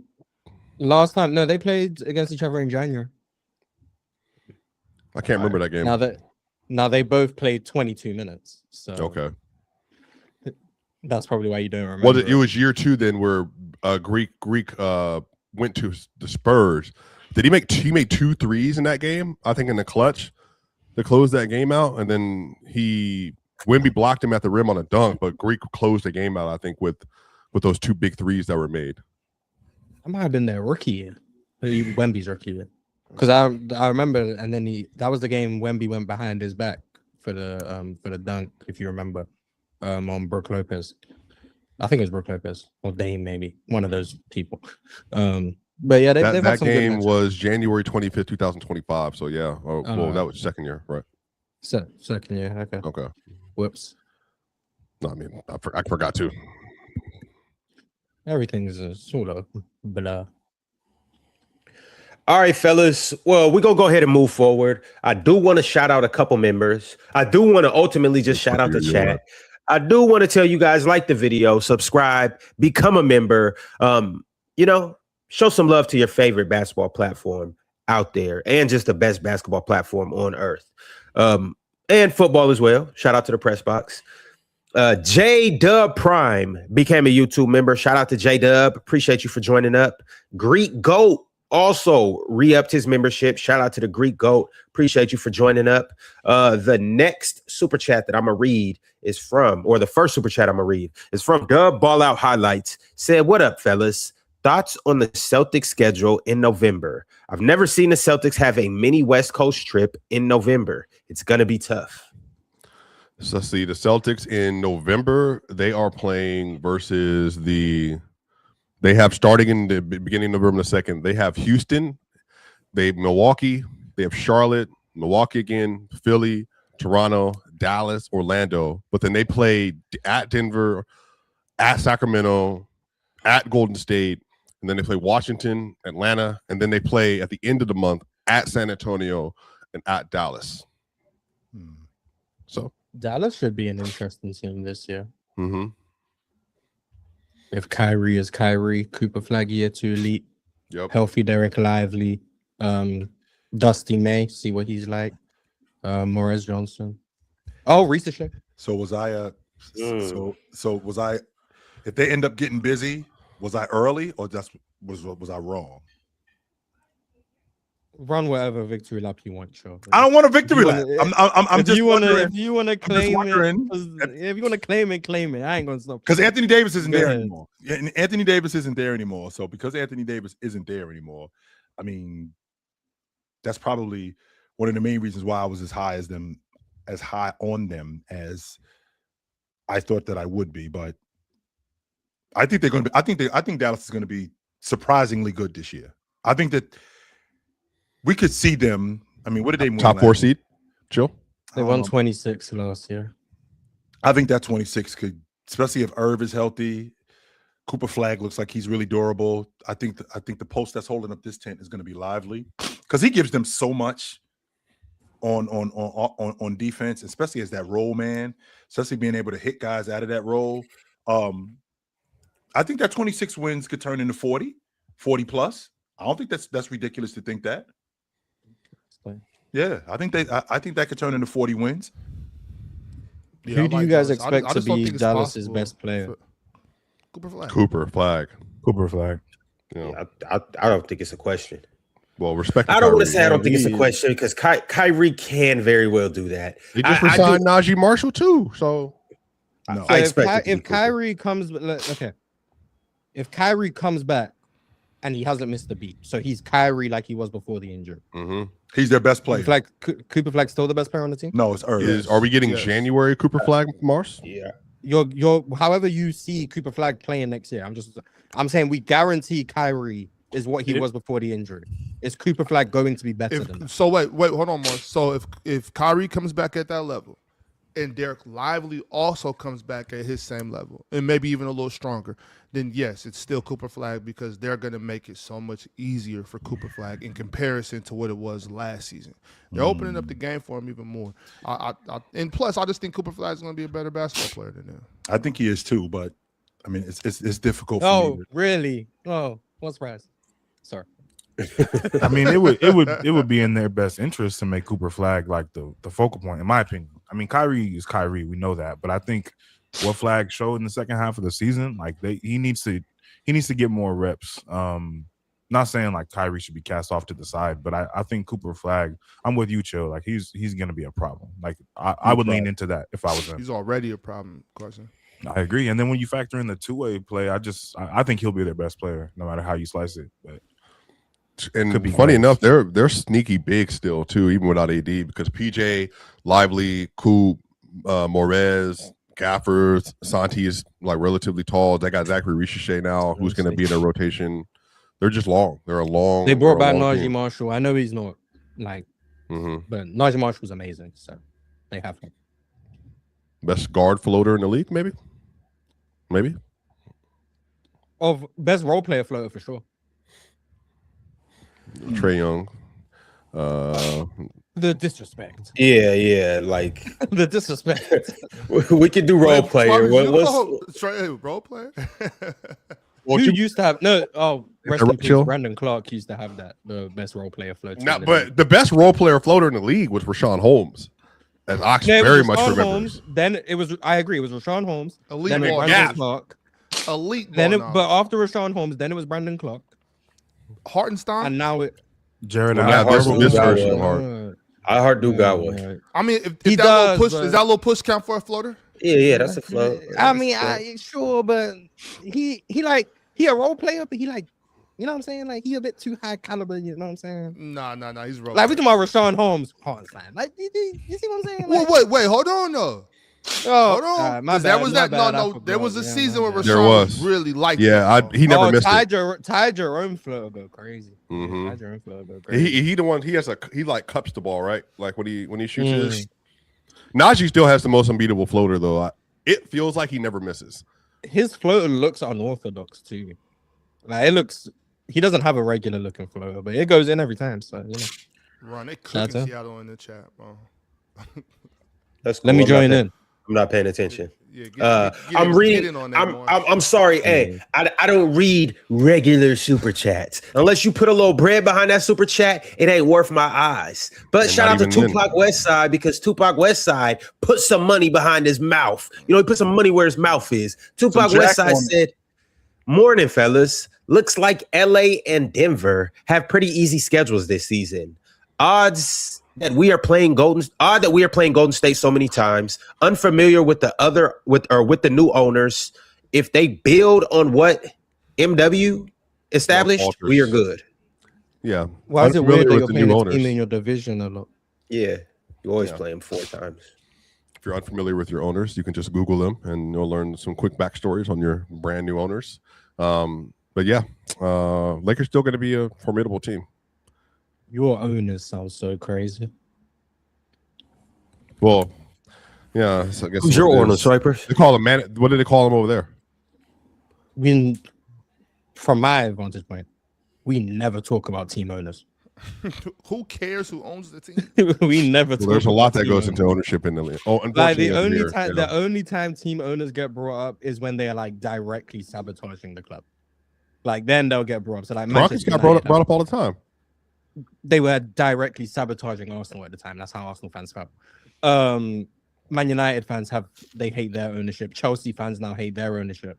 But for the most part, if the owners are just in the background doing nothing, no one talks about it. Well, that's the problem. It's over here. Tom Dundon is trying to move the team because he doesn't want to pay for any part of the $600 million in renovations. And then on the other side of this, you got like, Jerry Jones is in the middle of every practice, press conference, radio show, like doing all that stuff. And then you do have a lot of owners that are behind the scenes. But then the problem is like stuff gets brought to the forefront. Jerry Jones deserves a little bit of grace. I mean, for all the stuff he did for the NFL, it's like, come on, man. Let Jerry get a little bit of that off. You know what I'm saying? That's, Yeah, a little bit, not all, but he's a lot. Right. He's a lot of it. Yeah, Yeah, Right. A little bit's I cool. feel you. I feel you. What's this Denver easy schedule shit about?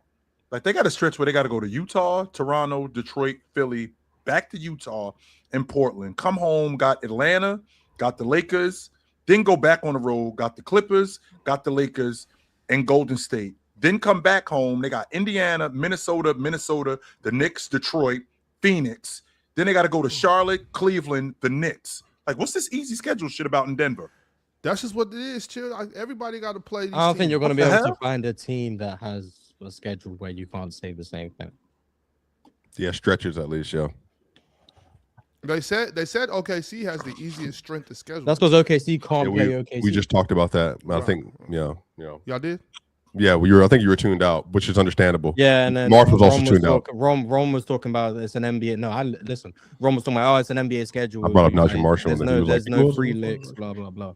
But yeah, OKC don't have to play My bad. OKC, so My kids came downstairs. My bad. that's a big part of why they have the easier schedule. Because at the end of the day, they're in their division. You know, they're going to play those teams the most. Then they're going to play the teams in their conference, and then they're going to play the East. Right? I'm How going much through it. more easy or difficult can their schedule be? Yeah. A lot of good players in the league, so Everybody got a tough schedule, if you ask me. It's 82 games in the NBA. Like, either way you slice it. Like Oklahoma City schedule isn't easy. Like to look, they open up against San Antonio in San Antonio, and then they come home to Denver on that Thursday. Then they got the Clippers on Sunday, Phoenix on Monday. Then they got to go to Dallas, to Houston, to Cleveland. They come back home to Cleveland, Memphis. Then they got Washington, Portland back to back, the Clippers, Sacramento, Atlanta. I've heard like 2 games they might sweat in. 2 of them? Yeah. Like you think they serve everybody else? Yeah, probably. Yeah, I mean, they've also, well, I don't know. Maybe are they a different team this year without Lou and Isaiah and Wiggins and all that stuff? Probably not substantially, but I mean, I think that they did supplement. I'm not going to argue that point. I think that they did have a couple of guys that, so losing Wiggins, losing Lou Dort, like you got Case and Wallace back, you got AJ Mitchell who's going to be back. So they did supplement. Jared, Joe, McCain, losing Isaiah Joe. yeah, they're stacked. So like, they're still going to be. I think they're still going to be a good team, but it depends on the health of J-Dub. Like, is J-Dub okay? Like, what's going on with him? Is this hamstring injury? Because this has been a reoccurring thing now. Like, this isn't something that was just a season ago. Like, this is something that keeps rearing its ugly head when it comes to him. Is this going to be a problem moving forward? We hope not, but hamstrings are hamstrings and they're difficult. I hope OKC throw the regular season this year. And end up with like a 7 seed and end up no, not that, but I mean OKC just existing is going to be a top 3 seed. But I hope they spend the regular season preparing for the playoffs. Yeah, like prioritizing the playoffs, prioritizing health. Is that what you're saying? Things like that. Prioritizing health, playing a style of basketball that is more conducive to playoff basketball. I think Shea's too comfortable in the regular season. I think he's figured out. Regular season is what it is. I think they got to put their guys in uncomfortable situations during the regular season so they can build up a tolerance to their uncomfortable situations they're inevitably going to face in the playoffs. Isn't that Shea what has to be comfortable. I mean, not really. Right now, the regular season is for the repeatability and stacking wins by getting turnovers and offensive rebounds and shooting threes. But I think OKC are going to make the playoffs regardless of whether they follow that formula or not. So I think it's in their best interest to play outside of that. And Shea needs to be comfortable shooting pull-up threes on volume. Maybe he's not going to shoot 9 threes in the playoffs. But in the regular season, why not? Shoot him. That's going to be the counter to the coverages you're going to see in the playoffs.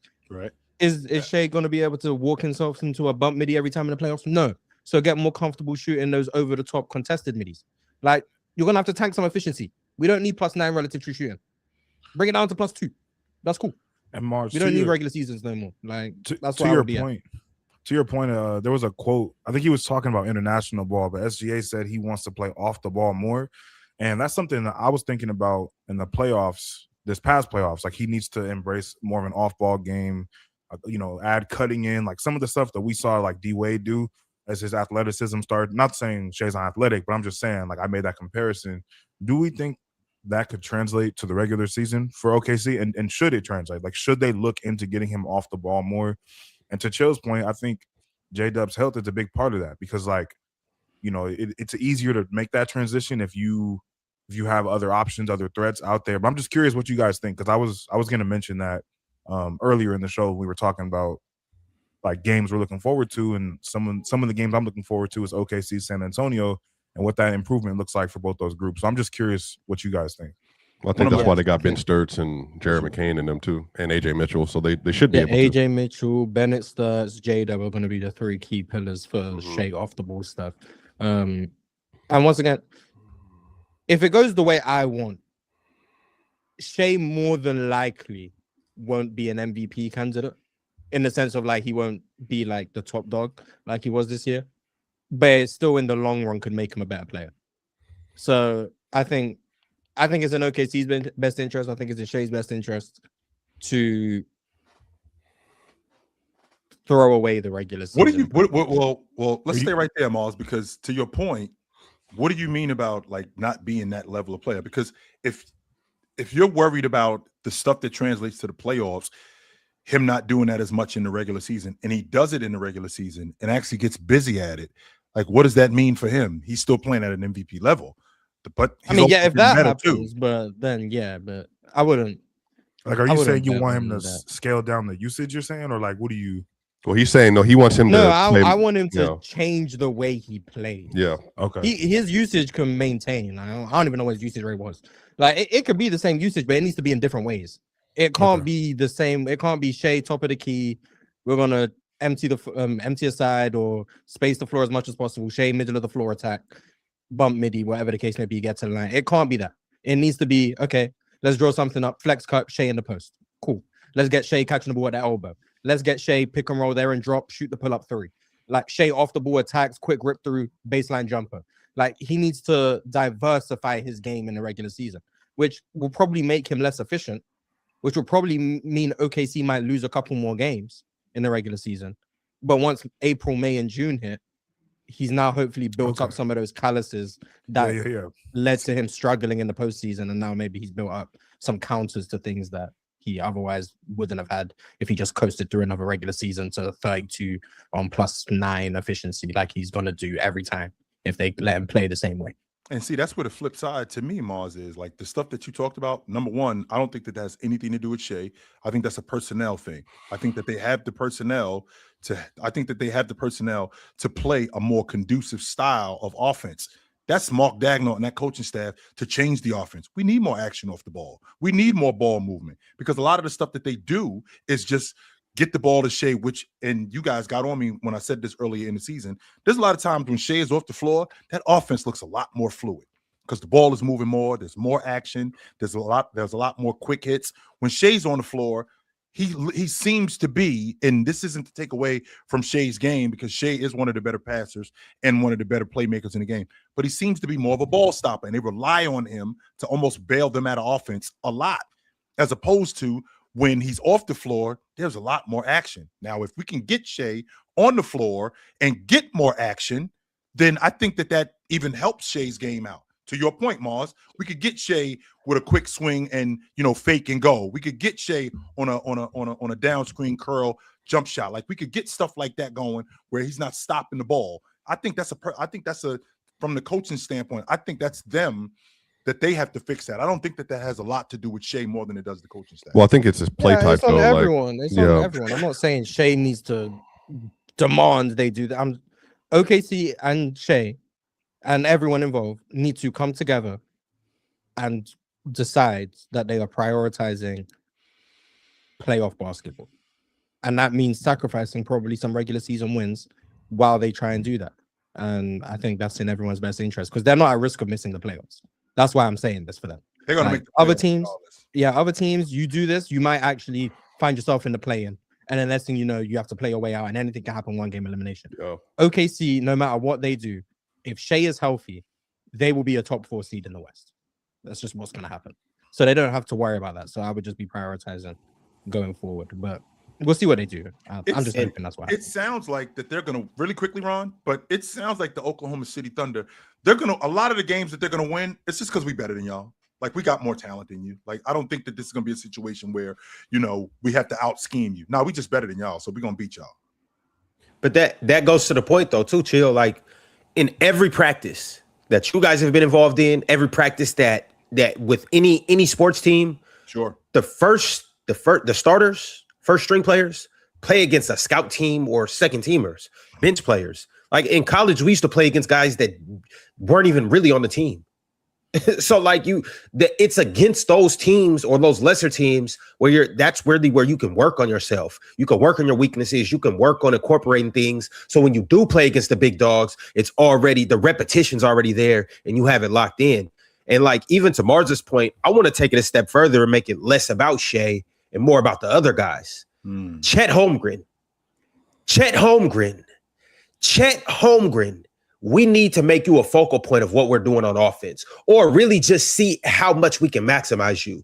Chet is a very skilled big, and that's not just him catching and shooting or rolling to the hoop and catching alley-oops. No, Chet got some bing to him. He can play in the post a little bit. He can play in the mid-range. He obviously can take people off the dribble.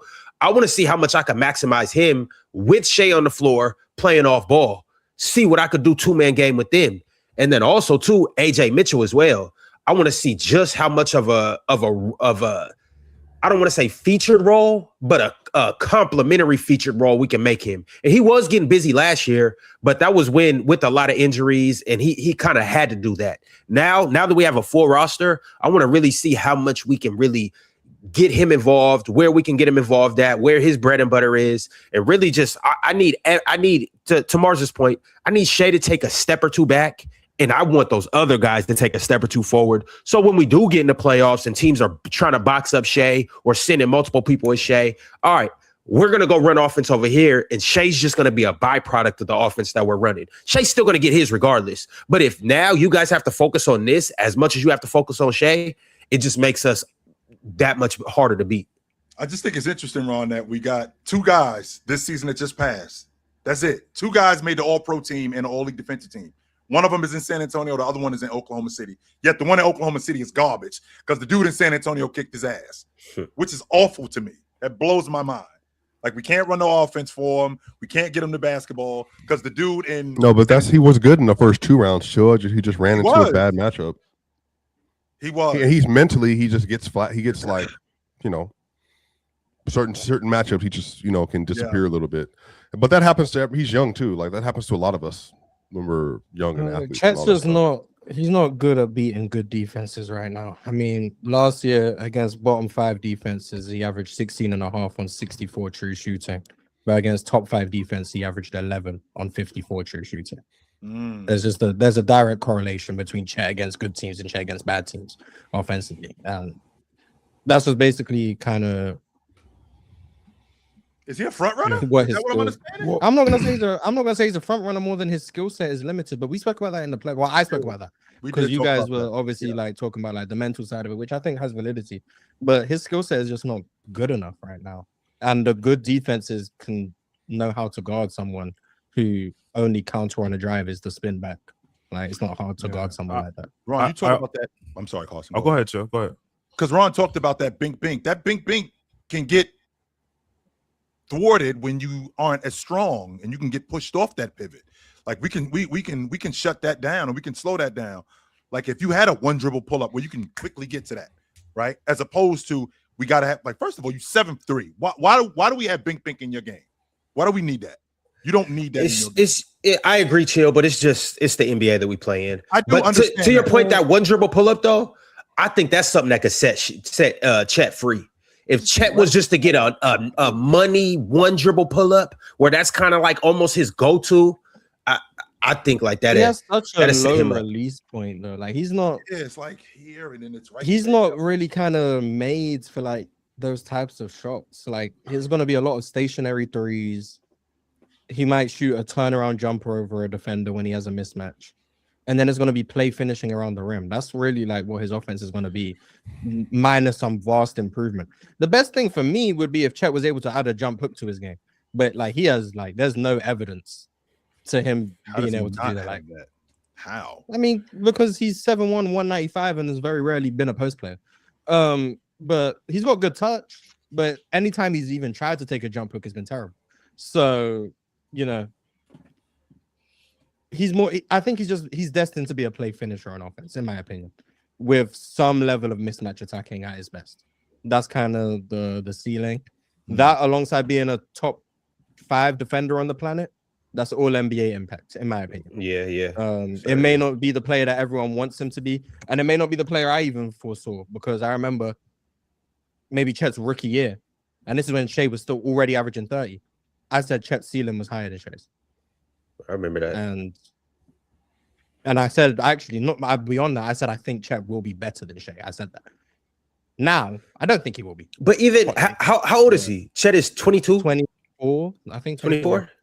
Or if I said that shit, I don't know basketball. I'm still high on Chet. I don't know basketball even when I said that, but my bad takes get forgotten a little bit more than yours.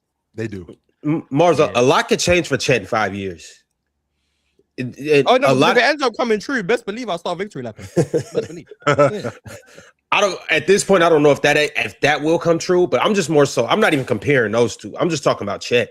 a lot can like once he taps into that grown man strength, puts on some more just natural weight, not even weight room weight where you go in there and you lift the weight on. When you just naturally get bigger and stronger, things are going to be different.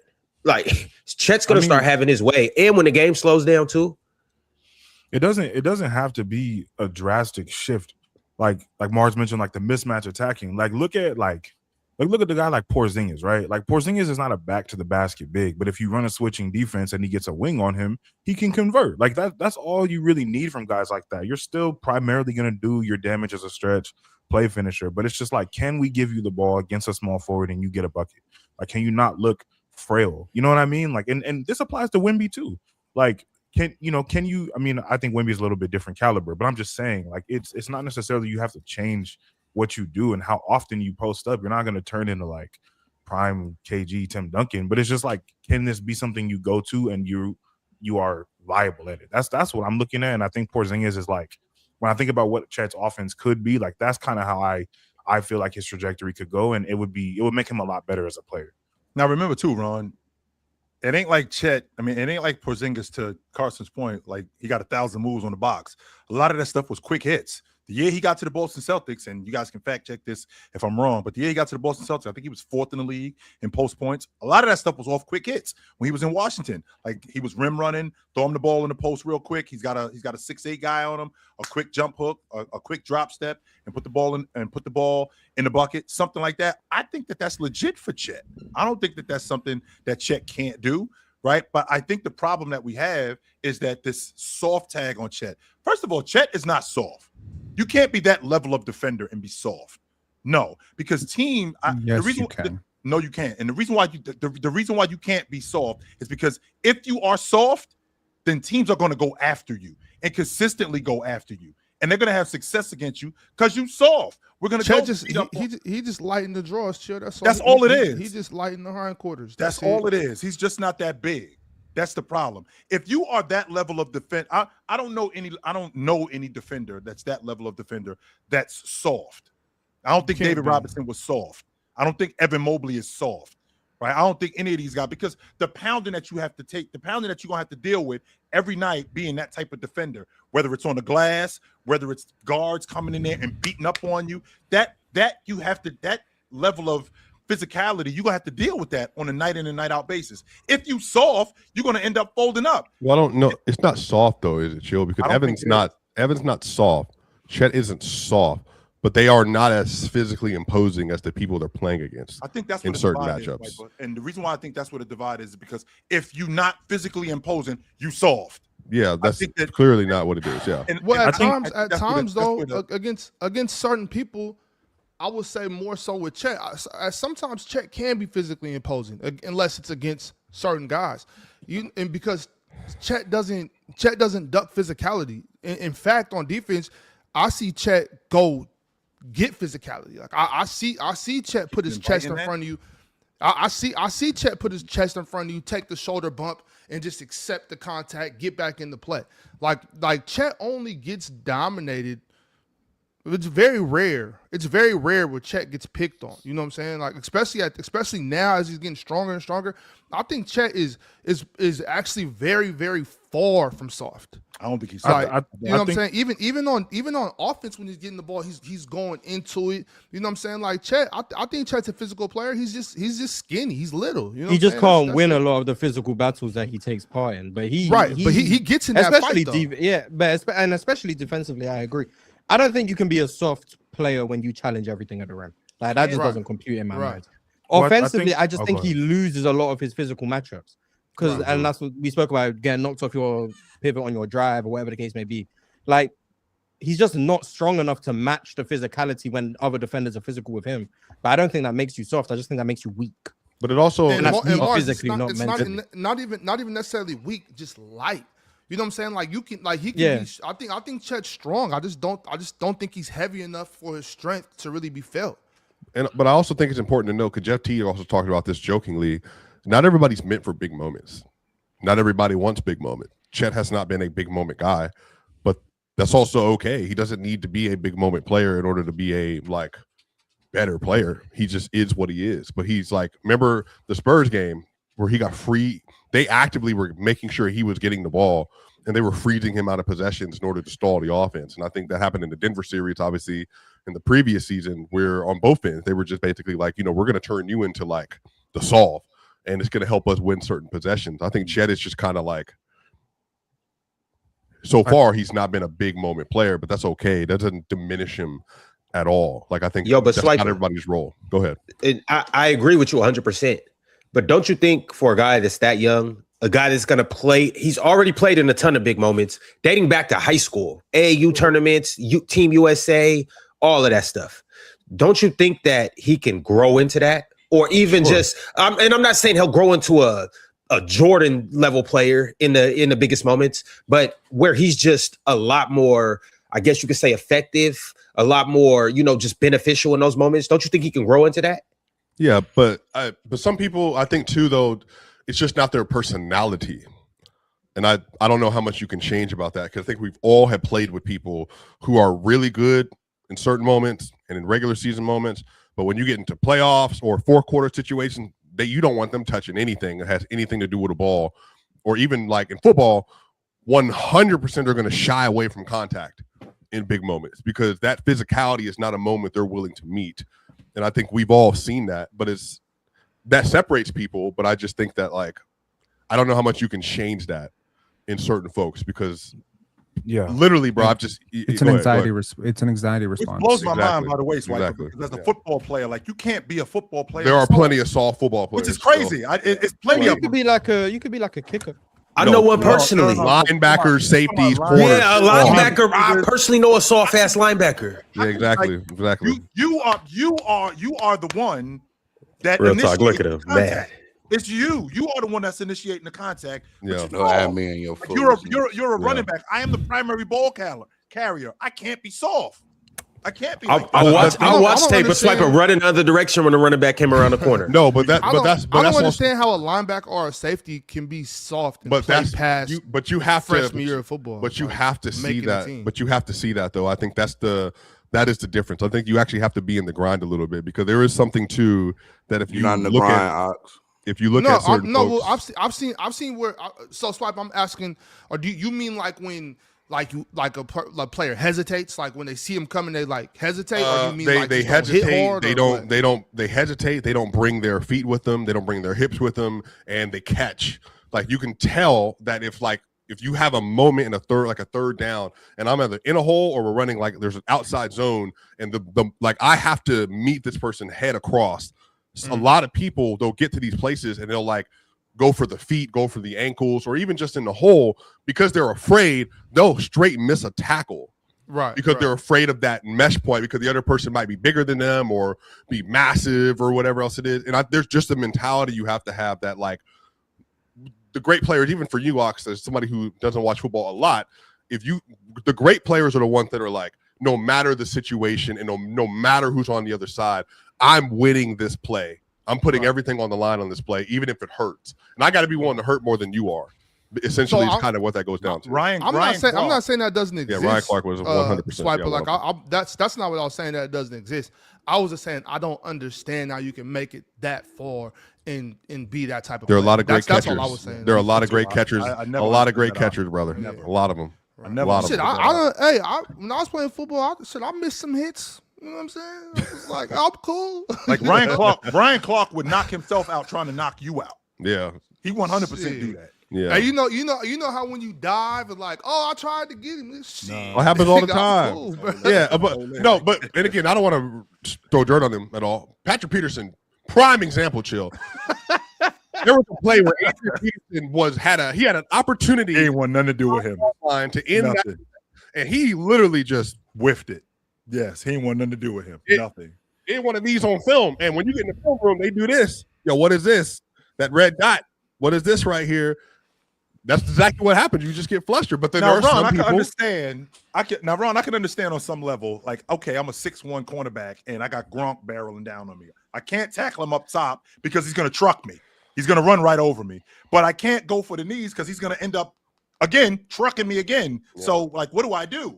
Like, those two things aren't the same. You got to wrap up. If you a middle linebacker and, I don't know, whomever is coming down, if Adrian Peterson is coming downhill, you a middle linebacker. That's your job. You got to go hit him, bro. Run. Yeah, That's whatever. your job. Yeah, you got to hit him.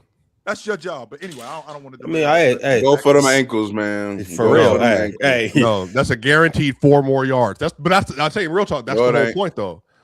Even my when I was playing, my coach was like, hey man, at least slow him up.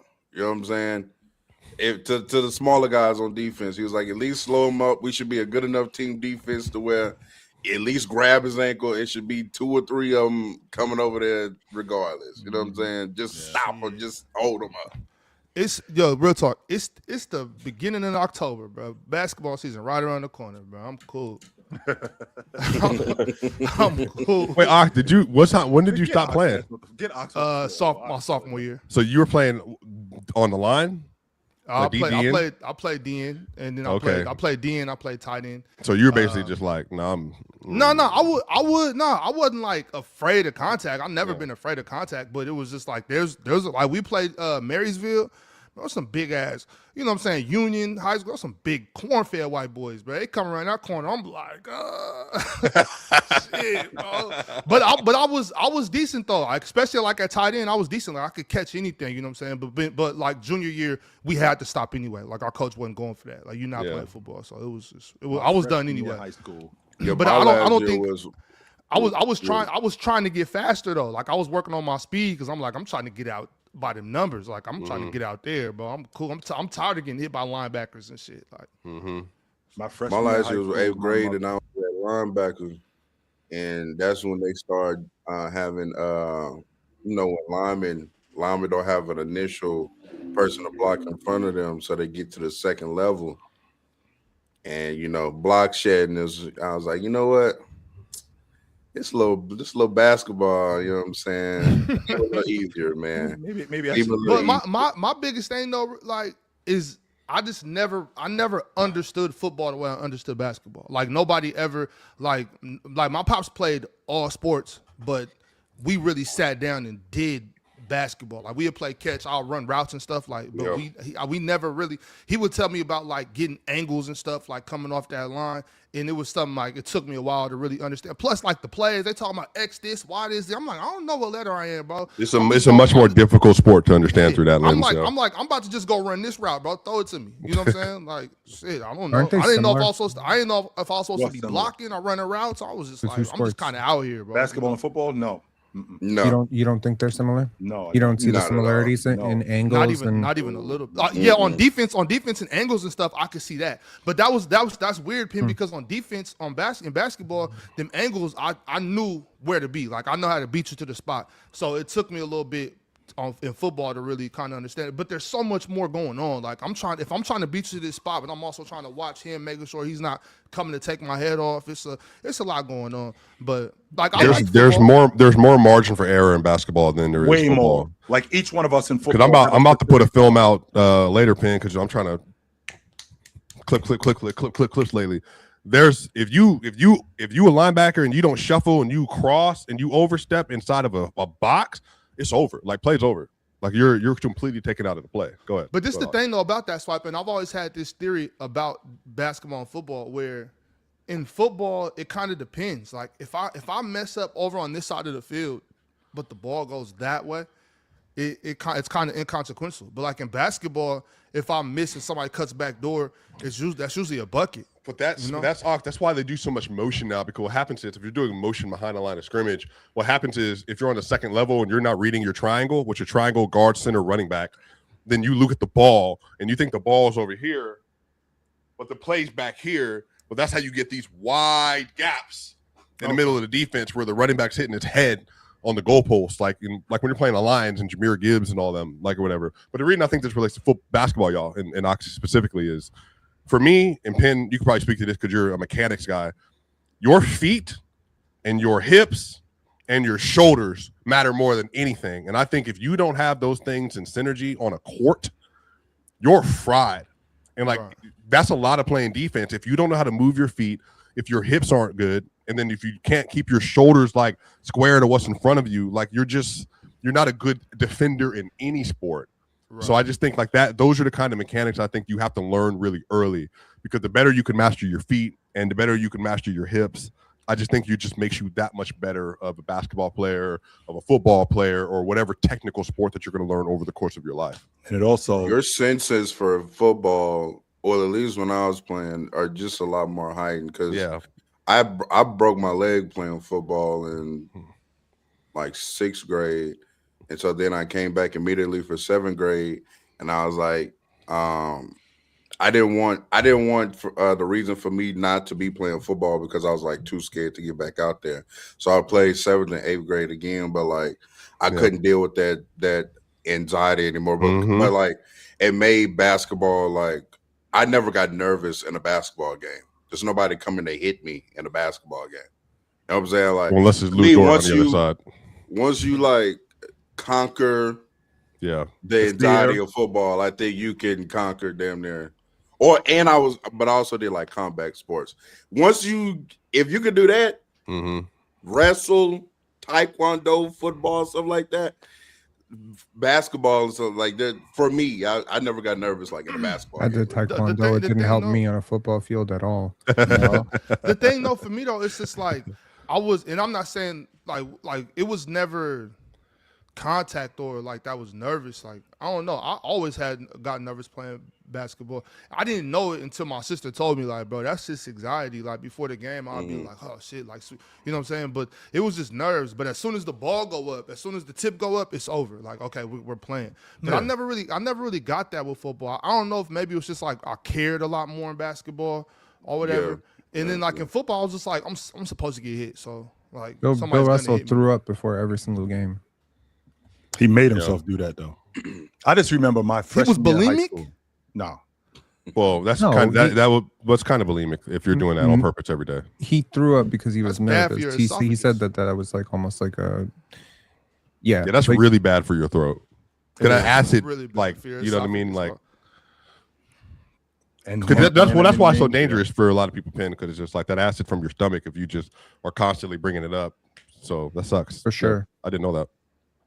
Yeah, I played. Will Chamberlain went to chill. You and Will Chamberlain, you know, before his games, he was fistful of 50s in the. Go ahead, Chill. What were you gonna say? My football career died very early. Real talk. I played my freshman year of high school because my buddies played, and I was like, all right, I like football anyway. I ended up leading the team in sacks. My mother came to one game, and I hurt my back. She made me quit right there on the spot. I had to hand in my uniform right there on the spot. Like, that's enough of this. No more football for you. We're done. So yeah, I didn't think that conversation went with my mom when because I broke my leg, and then I was like, yeah, I'm going right back out there next year. She was like, no, you're not. No, the hell you're not. I don't know what you're talking about. I had to take you to the hospital, and we had to do all the medical bills. Wasn't cheap. No, but that's why all these 37 and you folk, that's for the love of the game. Bama should be out there playing that, because you got health insurance from work that you own, and you got to take PTO to go play these games. Go, hey, do whatever makes you happy. Your workman's comp is not going to cover that. It's not. It's not. That concussion that you got from running across the middle is not under workman's comp. You can't. If you break something, you better bring your ass to this work site or you're done, bro. Like, that is insanity.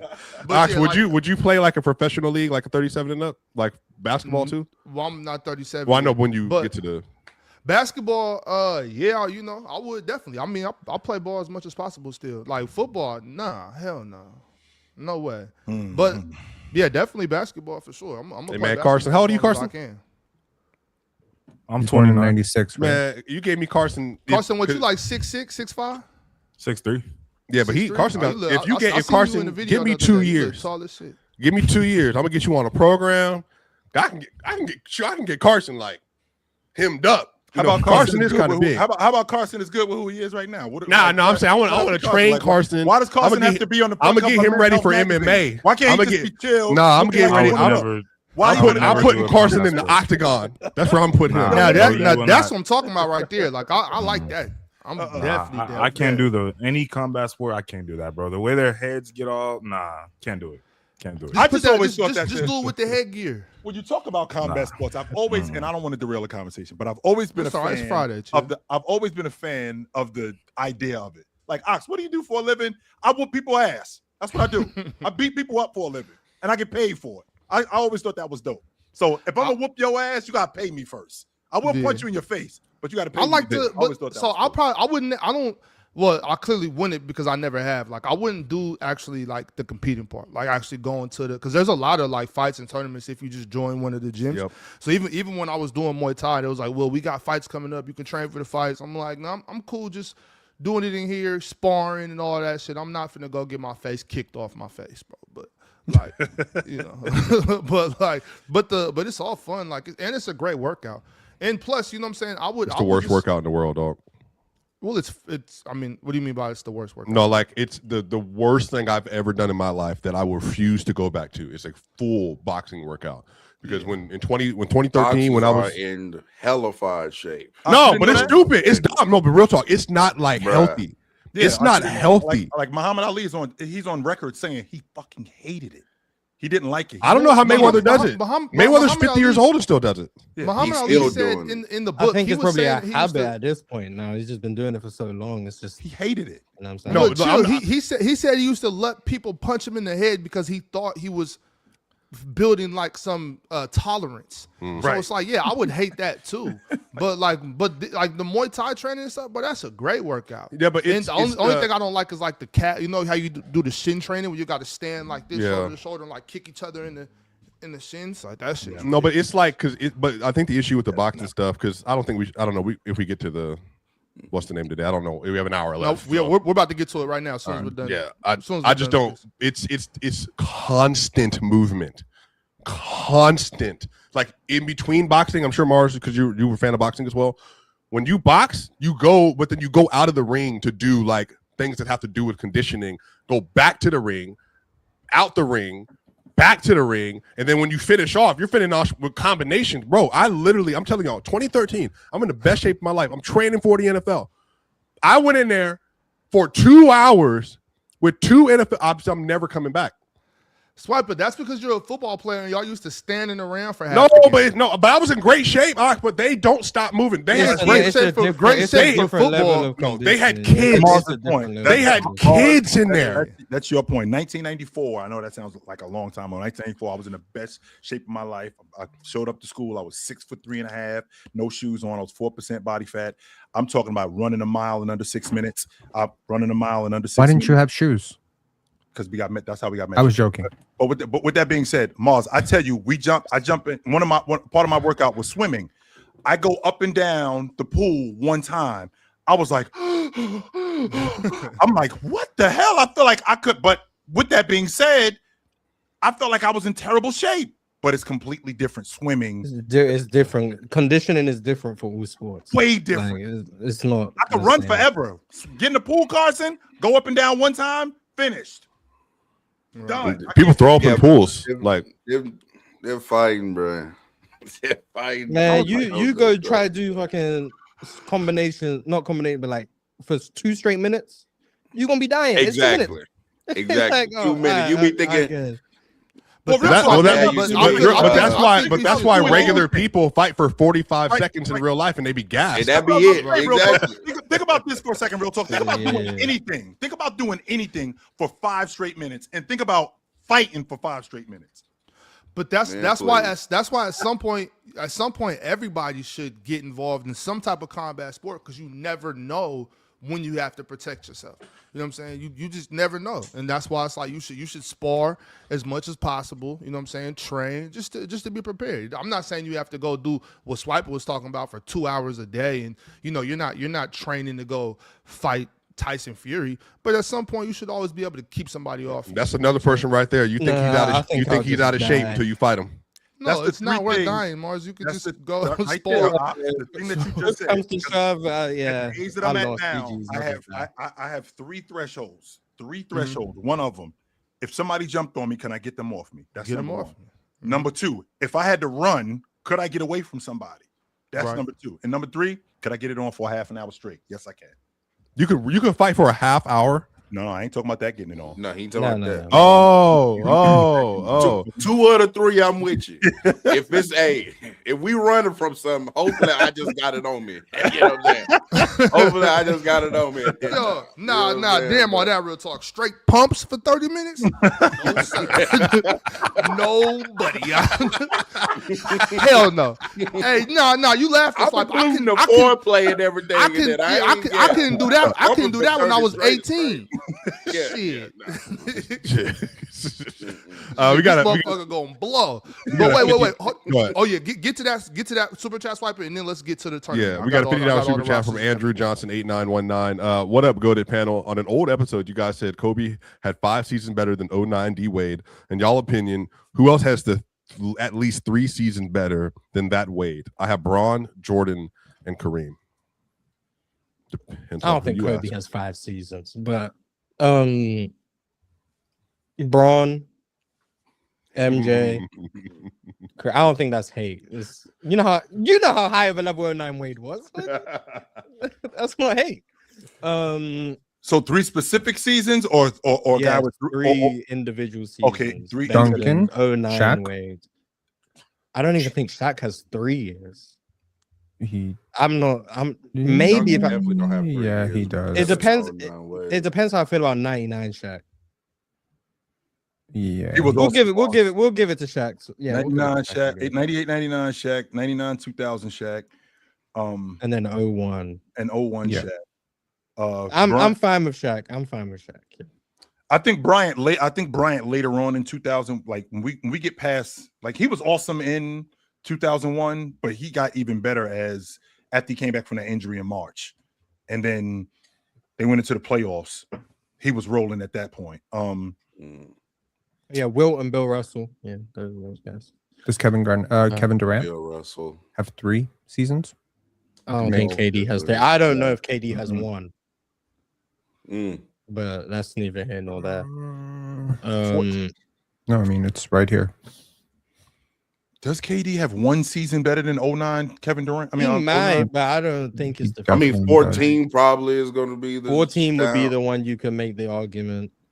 That's probably the 17 only one. playoffs included, obviously. Are we like, talking maybe about you like make the roundabout argument. season, like what they did in the season, or the quality of player they were that season, like the caliber of don't player? they go hand in hand? though? I'm doing a bit of No. both, What's the but difference mainly between- focusing yeah. on quality. Well, What's the difference production between the 2? production scales down as your teammates get better. Sure, I can get with that. I mean, this really is the entire Russell Westbrook argument, right? Yeah. Like, can you scale down your role? So you can argue Kevin Durant scaled down his role to fit into Golden State, but he probably could have averaged 34, 33, whatever. His efficiency wasn't going to dip if he was going to do that. Also, I'll give you Kawhi Leonard. Kawhi Leonard has 3 seasons better than 09 Dwayne Wade. No, he does not. Kawhi is another one where I'm not convinced he has 1. He has 1. No, he doesn't. 2015 Kawhi is not better than 09 Dwayne Wade. I think he is. I'm think not so, too. convinced he is. 2019 He might be. Kawhi is not better. 2020 fairly Kawhi is not better. confident. Well, Yeah. 2000 Again, so those 2009 3 Wade seasons is. to me are like because I can definitely better. appreciate I can Okay, appreciate that's how fine. awesome. So He doesn't have 5, but he has 3. I said Bill Russell already, Taylor. Mars, Go what ahead. pushes you over the top with 2009 Wade? What makes him so awesome? Like, there's a bunch of things that make him great as a player, but what makes him so awesome in 2009? Efficiency. So awesome. I feel like there's mean, because I've always felt like there's guys who are great, but there's this thing that they do that just pushes them, propels them over everybody else. Shaq's dominance in 2000. I think Shaq was just so much more dominant than everybody else. What makes Wade so much more awesome in 2009 than everybody else? I mean, his A-tier trait is obviously the driving and whatnot, and the ability to just get by any defender without a screen, without an advantage, get 2 feet in the paint religiously. That was his biggest advantage. And then you couple that with like the high level passing, the elite pick and roll play, the floater that was amazing, the defense. He was one of the best 2-way players in the league at the time. He wasn't all league defender, wasn't he, at that time? I don't know if he made yes. it, but maybe He was that But like, caliber. other than LeBron, the best 2-way player in the league. I mean, Dwight, I guess, by like virtue of position, but perimeter guy, probably the best 2-way player in the league outside of LeBron. So it was just everything, and then it was like, but the biggest superpower was the fact that you couldn't keep him out of the paint. That was the biggest superpower he had. I could get with that. All right, we got to get to this round Yes, sir. robin tournament, y'all. Yes, sir. We're gonna go round robin style. We'll start with let's just start with the 2020s and let them play everybody, and then we'll move to the 2010s. And since they already played the 2020s, they'll just have to play the thousands and the 90s. I'm sure we all know how round robins work, so this isn't gonna be a big deal. I'm gonna read down the rosters just to refresh everybody. Swap it. Why did you move me, bro? You're not the host, man. Go on somewhere, bro. So I'm gonna read down the rosters just to refresh our memories and the chat. And so what we'll do is everybody can go around and let's give a brief reason why the team we picked to win wins, and then whoever will vote. All right. So let's just run down the rosters. I'll start from the 90s. The 90s we have Jordan, Hakeem, Penny, Scotty, and David Robinson. So that's Penny at the 1, Jordan at the 2, Scotty at the 3, Hakeem at the 4, David at the 5. That's our starting lineup. And then we come off the bench with Karl Malone, Charles Barkley, Clyde Drexler, Gary Payton, Reggie Miller, Chris Mullin, and Patrick Ewing. Our coach is Phil Jackson. We got that. So that is the 90s roster. And just so that's fresh, we'll just go straight to the game. We'll start with them against the 2020s roster. Okay. Can you read out also like the year of the player for the subsequent ones? It would help to know if we're talking about like 95 Hakeem or 93 Hakeem, Yeah. 94 Hakeem is That's the year. that's Well, what we that's agreed why I on. said It was 94. 94. It does matter, so I definitely will do that, Pin. I got you, my bad. But we know. But, Are we able to adjust starting lineups against certain teams? If I you hope know so. what, that's cool. That's cool. If you would like to do that for your own, so we're not all gonna have the same starters. We'll just have the same roster. So you could do however you choose. Okay, I don't, that's fine. Well, actually no, because we chose the starters, y'all. Yeah. We chose the starters, so we got to stick with the starters. Now everything else you keep do as you choose. But the starting lineups are solidified. You starting and coming out within 30 seconds. The reason this matters.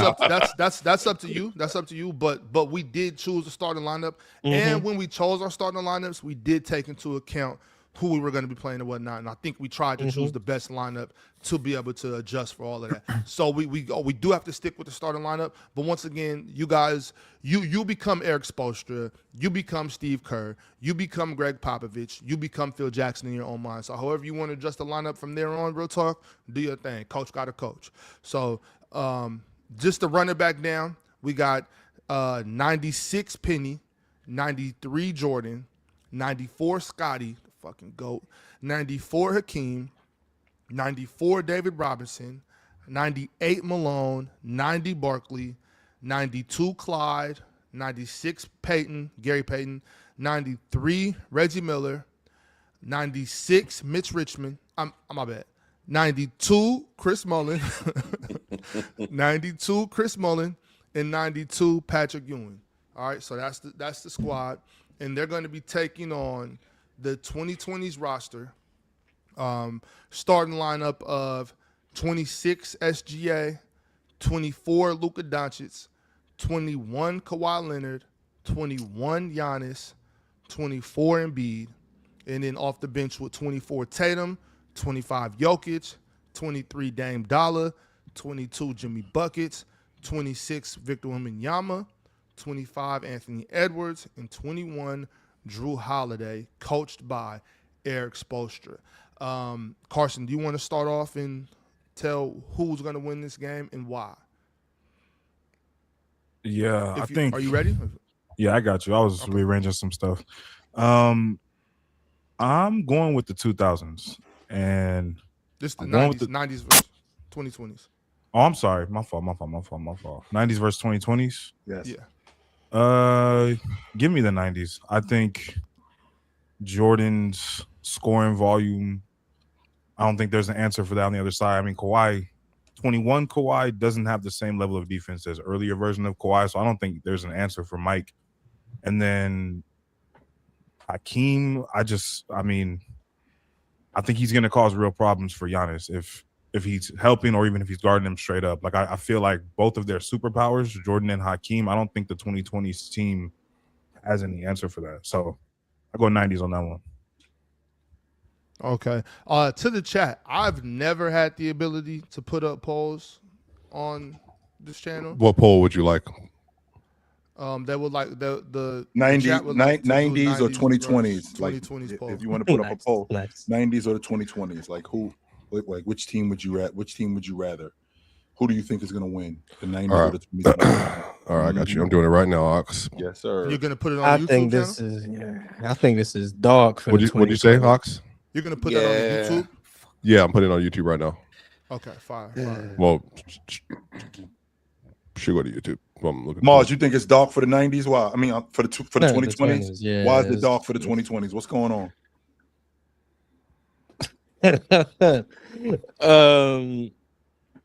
All right, y'all. There's They the poll. don't have no real stoppers. Like, I got Drew Holiday. cool, I guess. That's great. Drew's the best case you have for guarding Michael Jordan. Unfortunately, that doesn't mean it's gonna work, but that's the best option you have. I think they're too physically imposing on the interior. I think MJ is just by far and away the best player on the court. Does he scorch Leonard, or is it like a formidable matchup?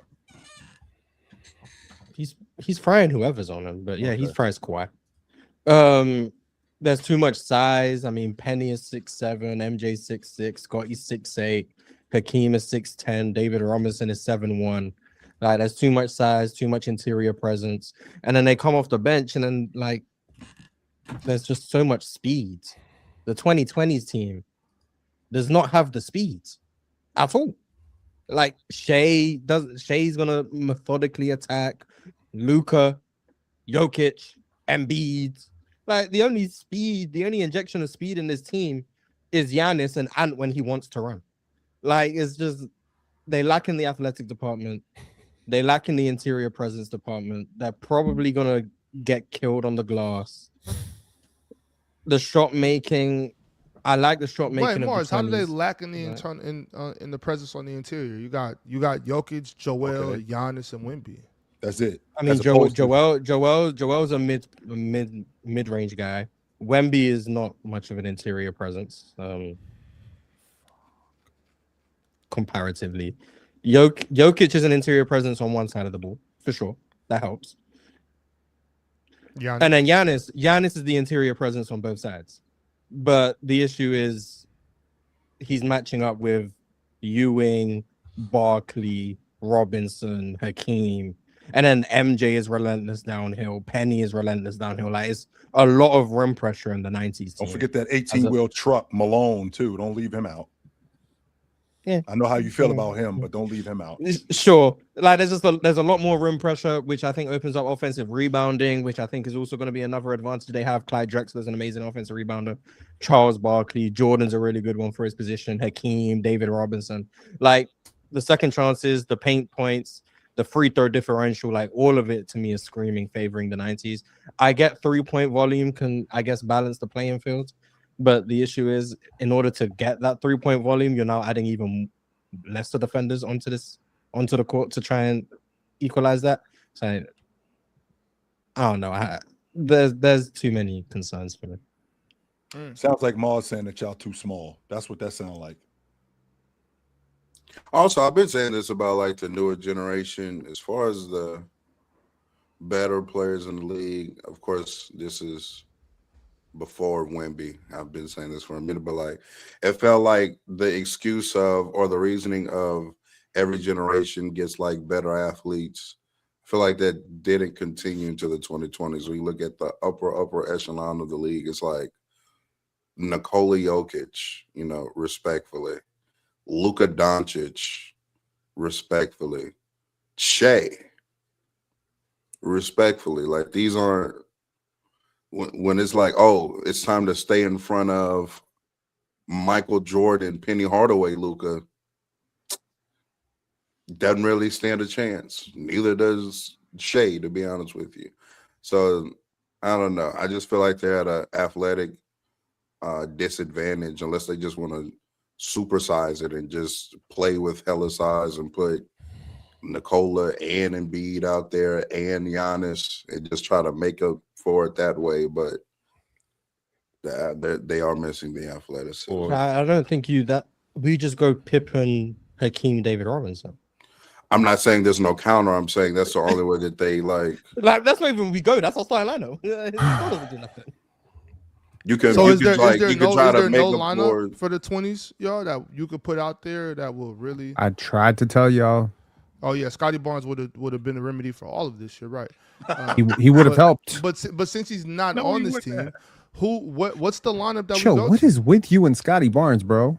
Man, I What heard is you with say on you and Pick- Scotty Barnes? No, what is with you and Scotty Barnes? How do you have such an informed opinion about a guy you barely know? You were on Pick a Side saying, Chill, you owe me a coffee cup. Because I broke a coffee cup by accident, laughing. Stronger than Scotty Barnes. Yes, I do. How the hell do you think that? Because of That old is man insanity. Strength. Old man strength alone. I think he's stronger than him. Man.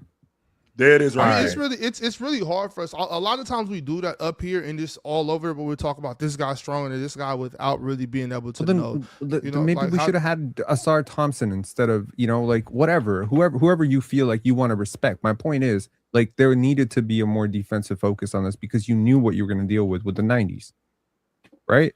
So now this is the issue. Of the we just drafted this team yesterday. I'm saying now we're shitting on it because he can't guard this and can't guard that. We knew. I said it yesterday. The issue with the 2020s is that the defensive guys don't tend to play offense in the 2020s. Every other era, we didn't sacrifice defense when we got the best offensive players of the era because players were two-way players. Now we're like, oh no, Luka, you don't play defense. What can we do? That's the issue with the modern game. The best offensive players don't play defense. So you're just going to outscore everybody. That's the problem we have. So now we have to go get Asar Thompson because we don't have Michael Jordan. Okay, but the need for Asar Thompson is only created because you have Damian Lillard. The teams are already picked. And, all we're doing today Shea. is judging the teams that we already have and deciding who. Well, unfortunately, you need Luka and Shea on the team. But you really the fact don't. that they don't guard. You absolutely don't. My bad. Well, my bad. It doesn't matter. The rosters are set. The rosters I got are set. you. I got you. I got you. You know what I mean? So let's just decide who wins. Okay, the 90s clear. Like I don't even want to listen to the person who 90s. says the 2020s are going to win this. know? They can't. I think it's dark. I think it's dark for the win. 2020s. I think we all agree. I think it's dark. The only way the 2020s, you gotta bench Luka, you gotta start Ant, you have to play Giannis and Embiid, and you maybe even gotta throw in and Kawhi, Giannis, and Embiid. Yeah, that's a good squad that, right there. That one can at least try to hold up a little bit. You know what I'm saying? I like that. I like that way better than you need that 2023 and defense. That's what you need. Yeah, possibly. Okay. Well, okay, that's one for the 90s squad against the 2000 or the 20s team. So the 20s are 0-1 right now. Swiper, you want to switch this poll? We're going to go 2020s. The 2020s team has their second game, and they'll be taking on the 2000s team. They go back to back. Okay, so set and beat. No, what years? We're doing 2020s versus 2000s. Okay, so we all know the 2020s roster. Let me remind you guys of the 2000s roster. The 2000s roster, we're starting. What's up,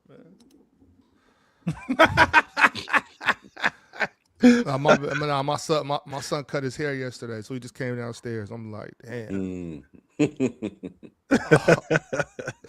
All right. Let me lock in, y'all. I'm going focus, big fella. So the 2000s roster, we're starting 2000 Shaq, 2000 Shaq, 04 KG, T-Mac, 03 T-Mac, 03 Kobe, and 03 Jason Kidd. That's the starters. We're coming off the bench with 03 Duncan, 06 Dirk, 09 Wade, 05 Manu, 02 Paul Pierce, 06 Ray Allen, and 04 Ron Artest. And this team will be coached by Greg Popovich. I think it's dark for the 2020s. I think it's dark. Do you? Can we get some some dialogue? For Like, me, why I'm doing why is as soon as the tip ball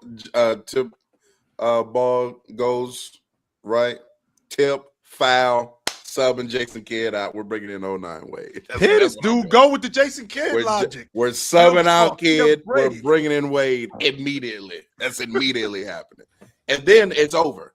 09 Wade, Kobe, Mac, KG. It's over Shaq. with Jason Kidd too, by the way. By the way, You know. Wait, But real talk. Are you not aware of how good of a basketball player Jason Kidd was? no, he's not. He's No. not as good. He's not nearly as good as Dwayne Wade in 09. Everything can't be about would agree PRA, with bro. that, yeah, I would agree. Everything cannot be about It's not points, about rebounds, and assists. PRA. There's only one.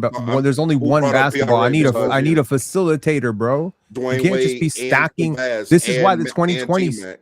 This is why What are you talking okay. about? You got Tracy McGrady Who can pass? and Kobe Who Bryant. can pass? Who can pass? It's not about who can pass. It's about whose value is created on the ball versus whose value is created off the ball.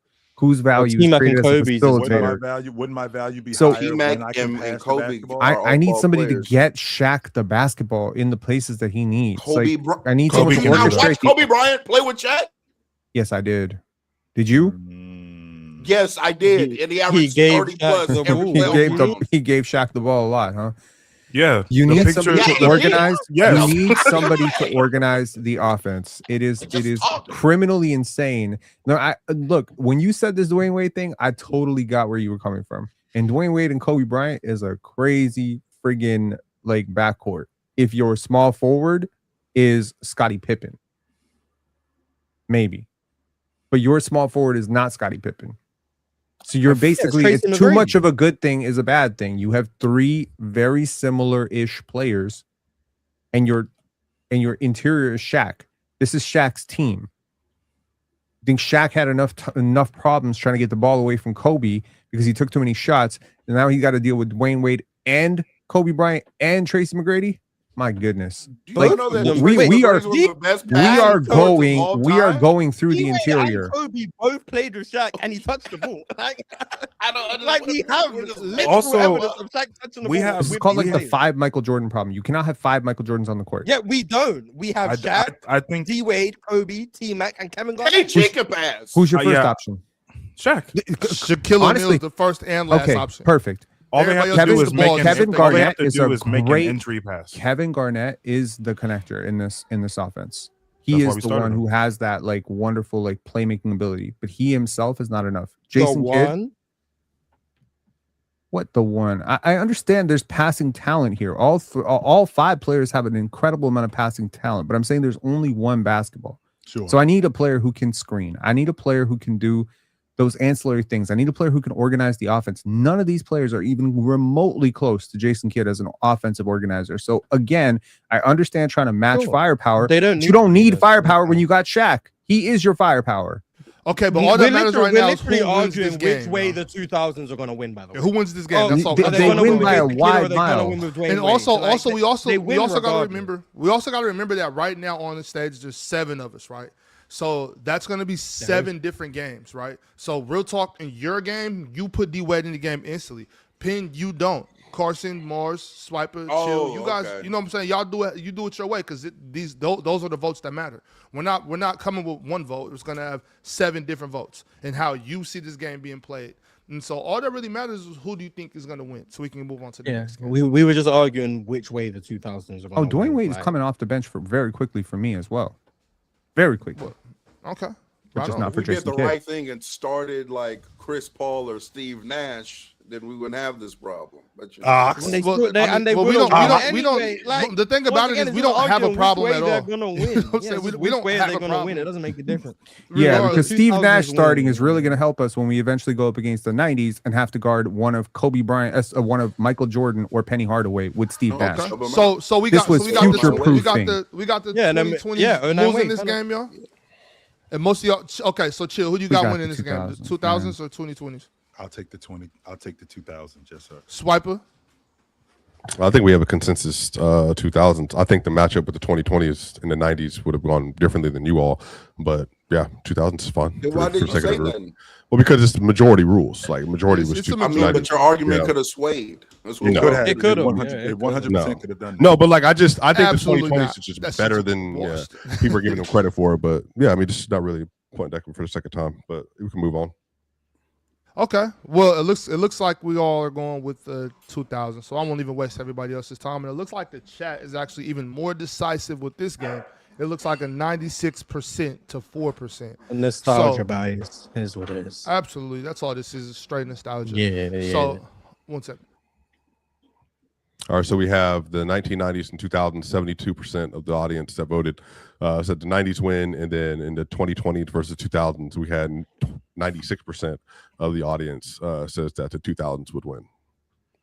Okay, so let me give you guys a refresher of our 2010s roster, who the 2020s team is taking on now. Right now, our 2020s team is They might have a chance in this one. 0-2. Right now, they're 0-2. So the 2020s right now is 0-2. The 90s is 1-0, and the 2000s is also 1-0. Okay, let's move on to the 2010s roster, who is going to be starting 16 Steph Curry, 14 Kevin Durant, 17 LeBron James, 18 Anthony Davis, and 11 Dwight Howard. They will be coming off the bench with James Harden, 19 James Harden, 19 Klay Thompson, 13 Carmelo, 15 DeMarcus, 16 Draymond, 17 Russ, and 19 Paul George. That bench kind of weak, but I'm telling you, the 2020s can win this one. That starting five is strong. The Yeah, 2020s can win this one, man. The 2020s can win this one. This is a good matchup right here. Would it be Let's because talk about it. I think the 2020s front court is strong. It's a strong front court. It's a True. Very strong. Front court. But the That's wings interior of the pressure, 2010s are really formidable. I mean, it's Bron, KD, cool, Melo, Paul George, not as cool, but still cool. I mean, super cool. 13 Melo and 19 cool. Paul George. It was not as cool as Bron and KD. I don't know. Right. Nobody's as cool as him. Yeah, you know? yeah. I mean, I like think you're cooler Kawhi. than I me. like Jason Tatum. I like Jimmy Butler. I think obviously we're not matching Bron and KD. Like you're not. You can't go into this saying let's match them. Right. But what you are saying is, do I like my wings? Yes. And do I love my front court? Double yes. And I think that's how you win. You win with the front court. I mean, Jokic is going to cause problems. What about Embiid is gonna 16 cause Steph problems. and 19 James Harden, Mars? What about those guys? I mean, we just hope when 19 James Harden come in the game, he iced everyone out.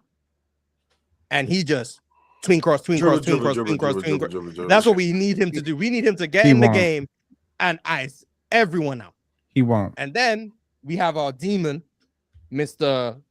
21 Drew Holiday, doing his absolute best. With Wemby coming over weak side, Giannis coming over weak side. And we live with our chances. And we're going after him too, by the way. Like James Harden. Yeah, and then if you Y'all have don't want to Stephen admit it. Harden The on the court at the 2020s same got time, this. Shea better go attack every time in ISO. Luka better go attack every time in ISO. We got Giannis switched onto Steph. Like we doing. The 10's got some defensive liabilities, man. We got the some biggest people we can liability attack. that they have is the lack of size. That I think that, especially in their front court. Dwight gonna foul out trying to guard Embiid. I think that's it, and not just Embiid. Like he got to deal with Giannis coming downhill. He got to deal with Jokic down there. He got to deal with Joel Embiid down there. He got to deal with all of those guys. I think that front court is the difference in the 2020s. I asked y'all if we should have went with Marcus Gasol. I'm gonna take the. So we got our over the roster set. 2010. I'm gonna take the 2020s over the 20s. I got the 2020s is, as well. Yeah, as good as James and KD are in terms of being bucket getters and getting downhill, I think that front court. This team has 2016 Steph Curry. We do understand this, right? Yeah, Yep. And they do have Steve Kerr coaching them, so you know this is gonna be built around Steph. So Bron is gonna be supercharged Draymond in the starting lineup. We also do have That's what he supercharged gonna be Draymond doing. off the But- bench too. So Steve Kerr's not stupid. He knows that LeBron's his best player. He does know that. He's still building the offense around Steph. well, Steve Kerr No, is he's not. you in this instance. I So mean, he okay, is. so Mars and Chill, you guys are both taking the 2020s. I'm gonna take the 2020s. Yeah, I'm gonna take the 2020s. Okay, of the front court. Swiper. Oh yeah, I think 2020 might be the best team here, so I'll take 2020s. 2020s, yeah. Okay. I think 2020. So that's 4. But I still want to know from Carson, what do you think? I was initially thinking the 2010s, but I'm gonna take the 2020s off the strength of the bench because I mean we got Jokic, like we got Ant, like the bench is crazy. I don't know how Wemby made it on this team, but we got Wemby coming off the bench. I mean, Kawhi's shot making. Like I also think there's kind of diminishing returns offensively when you have AD and Dwight on the court together. Like there's no room for them to roll into. And they're both primarily play finishers. I don't really want Dwight posting up. I don't love AD posting up. So it's like, I mean, yeah, you got the superpower of Steph. You got the rim pressure from KD in 14, but it's like, I kind of feel like the lineup is kind of, the 20s lineup has more linergy, as some would say. And the bench, I'm not loving the 2010s bench. I think Russ and Harden step on each other's toes. I think Melo is kind of expendable because I would rather have the two-way play of PG. I give me 20. PG's Can on the I ask you a roster. question, Carson? Would if Kawhi was on the 2010s instead of the 2020s, would it have swung you? Yeah, it would. Me too. Okay. Would it have? Sounds like Kawhi helped his team win. Look at that. Who would have done it? It sounds like Mars Talk Sports sabotaged the 2010s. You're acting like I'm the only reason Kawhi's on the 2020s team. Like I have the power to change everyone's minds. The 2010s have more talent, but I think the 2020s fit together more. If we, I mean, yeah, give me 2020s. Wait a Not second. by Wait a much. second. Wait a second. So okay, let me get this straight. No, it doesn't even matter. I don't want to get back into this. Okay, correct. So, okay, so the 2020s. Real talk. What you got?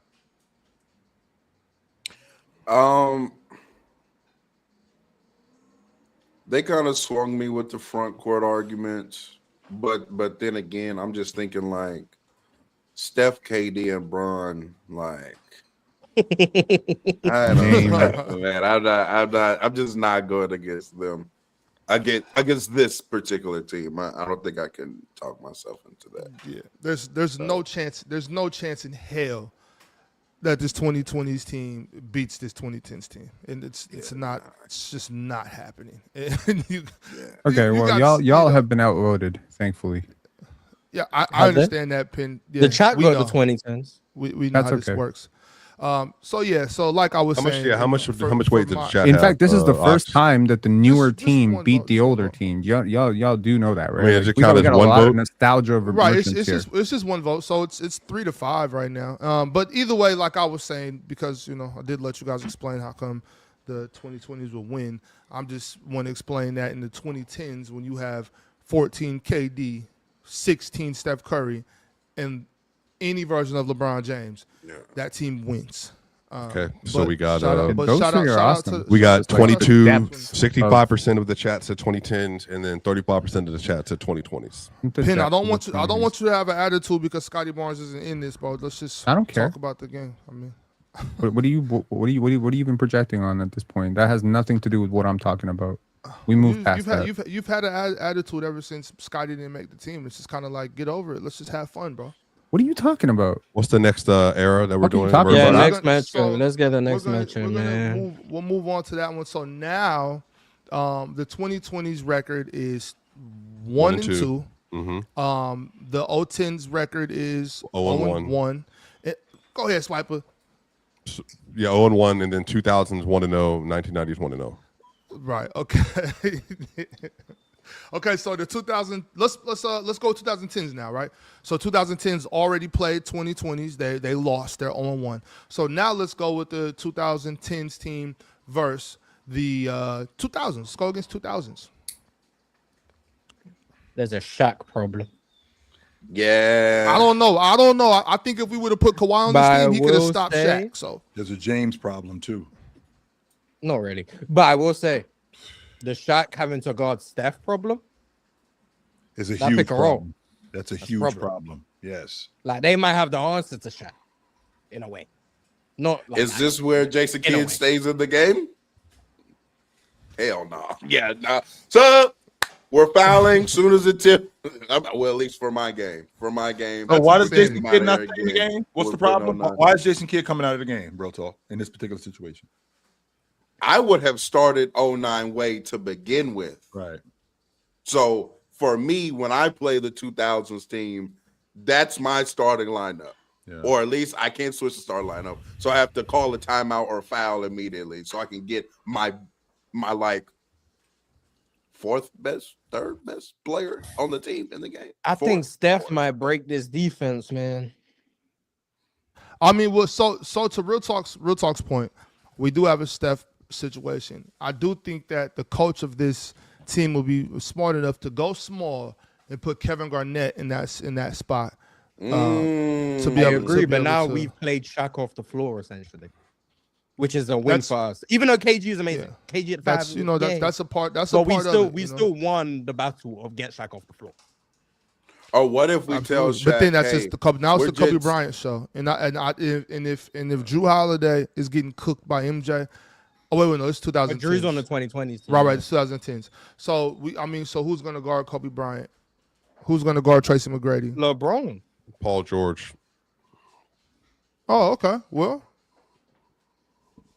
I think, in my I opinion, like that. I mean, the Steph once problem is we always get a bitch. Shaq off the floor, this is all of the assumption that the 2000s go small to counter the Steph problem, which Wait a isn't second, even Morris. Wait a there's no second, Morris. guarantee of this happening, This by the way. Steph problem existed last game too, which I was trying to point Yeah, out. but I think modern defenses are more equipped to counter the Steph problem with Who, their Joel coverages Embiid on and Nikola Jokic? No, I think modern defenses are just modern defenses in are general. better in general. So like the way they're going to cover all these teams. And how they defended Yeah, the three was a it lot more looks that way when Steph is out there cooking at age 36. These But I think modern that's defenses are I think that's slowing my him down. counter for the 2020s though. Is like I'm the way. not saying they slow him down. What I'm What saying, modern what I'm saying defense is is, ever slowing Steph down? What I'm saying is the Steph problem against the 2000s. What? Answer the question. I think leads to more of a lineup adjustment as opposed to the Steph problem against the 2020s. Yeah, and that's not to say Steph is a problem in all of these matchups. It's Steph Curry. LeBron is a problem, like Right. obviously. I'm talking just about in curious terms to know of what is the forces modern the biggest defense gonna lineup do? adjustments. Us getting Shaq off the floor is the biggest lineup adjustment any team can make in any situation. So when I say Steph is causing the biggest adjustment in the 2000s, it's not saying he doesn't cause an adjustment in any other era. This is the only era in which he can get Shaq off the floor because it's the only era that has Shaq in the matchup, and that's the biggest adjustment any team can make. I don't get. What if Isn't that just sky blue? if we're the 2000s, what if I put Shaq on AD, put KG on Dwight, and then if they're running pick and roll with Steph and AD, I still got KG in the back, and we know Dwight Howard's going to be at least in and around the paint. We're not just, but here's the problem with that though, real talk. The problem is that we're So not. I'm basically challenging KG to play the 2-on-1 Here's on the back end, which is actually formidable. But the problem is that we're not just mismatch hunting Shaq to get him on one guy. We're consistently going after him. Like we're not going after him in one instance where we have him and Steph Curry. Nope. We're doing like what the Boston Celtics would do. It's one screen after the next screen after the next screen to get Shaq in as much action as we can possibly get him in and keep him as far away from the basket. Now, KG, who is an awesome roamer, has to cover more of the paint and has to be even more of a roamer, which is going to be an even bigger problem for your interior defense. So we're absolutely that's gonna be the biggest problem for Shaq. That's gonna be the biggest problem for the 2000s. The beauty of this 2010s team is playing Shaq off the floor is it's fine because we still got KG and Tim Duncan, still got Kobe Bryant, still got Tracy McGrady, still got Dwayne Wade, still got Paul Pierce, still got all these amazing scorers. I'm okay with that. Was the whole point of having Tim Duncan come off the bench. Like, yeah, of course we want Shaq. He's the biggest. I think Shaq is the biggest problem of all four of these teams, including Michael Jordan, Steph Curry. But the argument for Tim Duncan and Kevin Garnett still. So I still don't see a problem here. The 2020s did the 2020s beat the 2010s or? Yes, the 2020s did beat the 2010s. Okay, somehow and they're they going to be beat able to them guard for- Steph Curry. Right, but I'm saying, No and the one argument said for that. them, the argument for them was y'all said modern defenses, and I was trying to figure out what that I meant. said they're more equipped, not I they're think gonna this stop conversation is it. a lot more nuanced than the way we're having it. the personally. argument for them winning or beating the Oh, we have- 2010s was the fact I that know. Well, they that's what had Terry a should they have had said. they had a great front court, and the front court could outweigh the 2010s. So now we're saying what Joel Embiid and Nikola Jokic is too much, but Shaq isn't. Well, I think I'm it's the way the confused. floor is mapped. This is why I wanted to have a longer But I'm conversation saying, about but this. we can't. Hold on, let me finish my point. I'm saying they keep saying about like, oh, playing Shaq off the court or whatnot because of Steph Curry. But if Shaq gets Dwight Howard in foul trouble, then who's coming off the bench to guard Shaq? DeMarcus Cousins? Yes. Well, it's probably a mix. I think the reason why I'm saying yes, modern, like that's a real answer. I think the reason why I'm saying modern defenses in the 2020s is going to be different because the way that we're scheming and gapping on a lot of these teams, Shaq didn't do well. And this is why revisionist history is a little interesting. He did not do well with doubling with size consistently, and he didn't do well in space. And the 2020s and the 2010s both have both of those things in mass. I do think, to your point, though, Mars, the counter, I think the 2020s or 2000s is, well, Shaq is our best player. He's our most dominant player. On the other end of this, it's like, are we going to take him off the floor to mitigate off like defensive issues, or are we just going to basically try to make them like, What if you're gonna we hack him all the time you and could use do up that. all the fouls and let him go to the line and give you 1.05, Such 1.08? a gimmick, man. That's like holding the ball playing against a fast team. Play basketball. I mean, you can call it what it is, but it Fucking works. great. It does work. It does work. Mark. And And you're it trading and Pin, just to finish the thought, you're also trading hate threes for twos. You are, and exactly. the kind of efficiency you're looking at when you're playing versus the 2020s. We're Yeah. pulling your bigs out of the paint, both of them, Yeah. or whoever's in the lineup. This is not to discredit Shaq at all. Like, because Shaquille O'Neal does a lot more than score in the paint. He creates probably the cleanest threes for anybody. So in a lot of ways, putting Shaq with a Steph Curry, if that were at all possible in some hybrid 2000s team, would Sure. be amazing, because then you would get the best of both worlds. In this case, however, the best of Steph is going to create more problems for the 2000s than the best of Shaq is going to create problems. And also, I think it's worth noting Joel Embiid is a very good defender.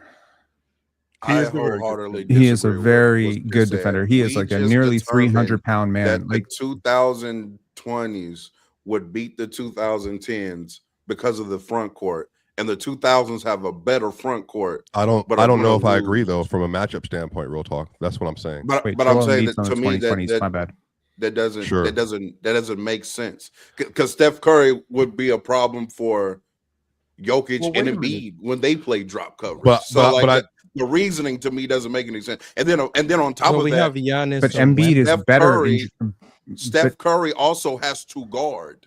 but No, but- Embiid, but Embiid Steph and Curry? Giannis are better switch defenders than Shaq. Who is Jason Steph Kidd. Curry guarding? Jason No, Kidd. not for real talk, because Not in Jason's my designing the game. game. Yeah, but Dwayne once Wade's again, we're in the all talking about game. different games. Like, Right, cool, in your right, game, maybe exactly, it's different. exactly. That's why we But should once just again, vote for who we think is gonna win. Giannis and Wemby offer more utility in a matchup against the 2010s team than I think Shaq and KG do, in my opinion. yeah. All right, let's vote. Shaq Let's vote. and KG do. Like, you heard Chill. me say Shaq first. You Chill, heard let's me. vote. Who do you got in this game? 2010 Embiid or at his 2000? best defensively is still Wait, yo, heavy we got to drop vote. We only coverage got big. 15 minutes Steph left, Curry yo. Yes, he seeing is. drop We got to coverage. vote. We're all Which is why I playing would our go own. Giannis and Wemby. We're all playing our own game, y'all. So let's just He's a vote. drop coverage big. I'm gonna take Giannis the isn't. 2000s, Ox. You gonna take the 2000s? Yes, sir. Okay. So who? I have Swiper. Giannis defending in coverage and Wemby backline. Swiper, who do you got? 2010s. 2010s. Okay, Mars. So why can't I do that with KG? Well, Yes. we got to vote, y'all. Let's I go. never We said only you got go. 15 minutes, bro. We only got 15 minutes. Mars, who do you got? 2010s. 2010s. Okay, Carson. I'm gonna go 2010s. Okay, that's 3-1. Real talk. I got the 2000s. I think our logic up here is hypocritical. Okay, that's 3-2. Pin. 2010s. 2010s. Okay, that's 4-2. So the 2010s win this game Yeah, at a chat. 4 That's to 2010s as well. well, a 5-3 vote. Shout out to the chat. 5-3 2010s. Okay. So the record for the 2010s, because they lost to the 2020s, right? So they're 1-1. Okay. They have one more game against the 90s. The 90s, y'all need me to refresh the 90s roster? Or we got it. I'm good. Y'all got it. Okay, cool. All right, let's talk about it. Penn, where are you going with this one? 90s versus 2010s. Give me the 90s. Okay, any reasoning or just Better, straight? the best coach, the best player, and the better front court. No doubt. Okay. Real talk. 90s against who? 2010s. Why are you scrunching your face? You don't think they got a better front court? No, it was than just White and no, it's just AD. the 2000s have a better coach, a better front court, and the best player. Unless, well, based on you, because I all don't know over how the you feel place. about LeBron.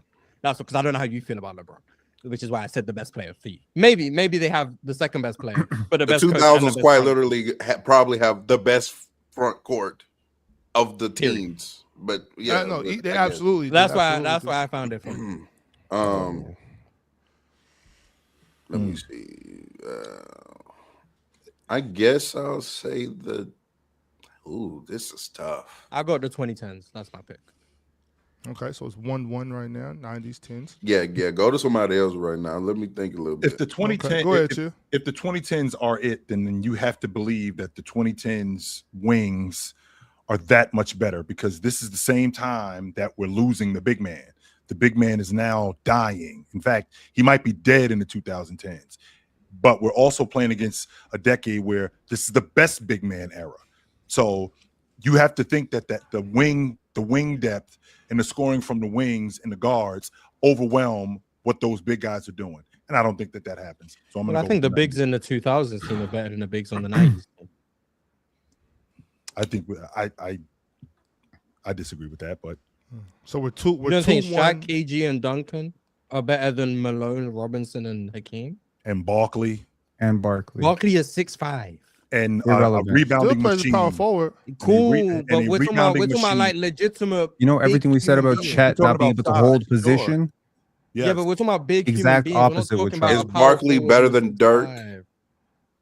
He's not better than Dirk in terms of a skill set, but in terms of being able to clear space, being able to stop plays as a We haven't even rebounder. brought up the Dirk matchup in any of these situations. No, we did not. No.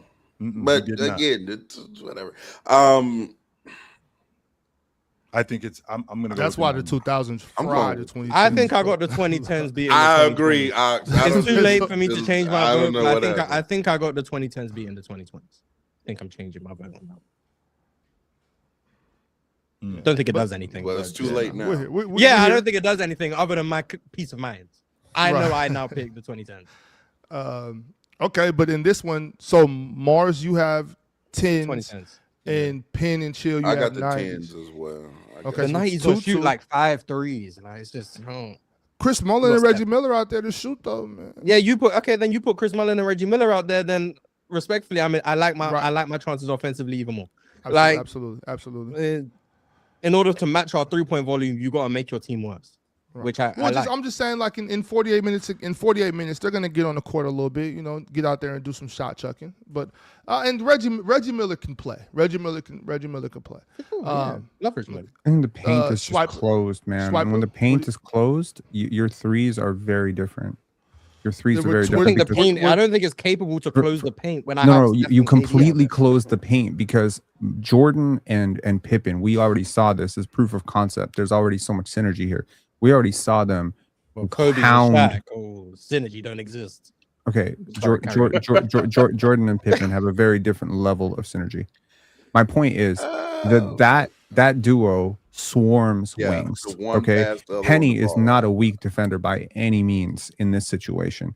And then you got David Robinson and Hakeem Olajuwon completely patrolling the paint and shutting everything down. So where are your, it's one thing like in a vacuum to say, Who's they're going to chasing get this Steph many. around? Jordan, Oh Pippen. my lord. Oh Lord. Pippen. Yeah, that's bad. Okay, so I don't this understand what is you're guarding talking about. Oh Kevin Lord, Durant. like Pippen is not chasing him. No, Jordan's Pippen not is a good answer. Jordan was the oh Lord. So if you put Why is Pippen on Jordan the Steph, oh Lord? Why is Jordan the oh Lord? If Michael That's Jordan what I'm is saying. told shut this shit down, No, not he's shut it not down. shutting down. Not this- shutting it down more than All more than games. He's more than we're not. just more than We've we're never just seen chasing. Jordan guard a movement player like that ever. We have Okay, but which Neither one of them? Which one neither of one them of them are better? good matchups for what Steph does. Like, and they're amazing defenders. Pippen, best wing defender ever, in my humble opinion. Mine So that Gary, doesn't mean I got that Gary doesn't mean Payton he's coming off the perfectly bench. You equipped. do realize that, right? Like the glove's not going to shut down. We all can see Steph. we can all see the team. We can all see the team. None of these 90s players are equipped to match up with a player who moves as much as Steph. The closest approximation they had was Reggie Miller, right? and Reggie Miller was one of the best This- playoff scorers of the decade. Wait, how was Gary? How was You Gary are not Payton not equipped. equipped? This is the same argument for 2020s and Because it's a 2000s. different- by the way. Realize how What strong. Gary Payton did in terms of picking up full court and being one of the best on-ball defenders of his decade is a very different assignment to chasing around Steph. It's a different defensive skill set that is required. And I'm not saying Gary You're Payton making can't the do it. argument he I'm not didn't saying do Gary it, so he Payton can't do it.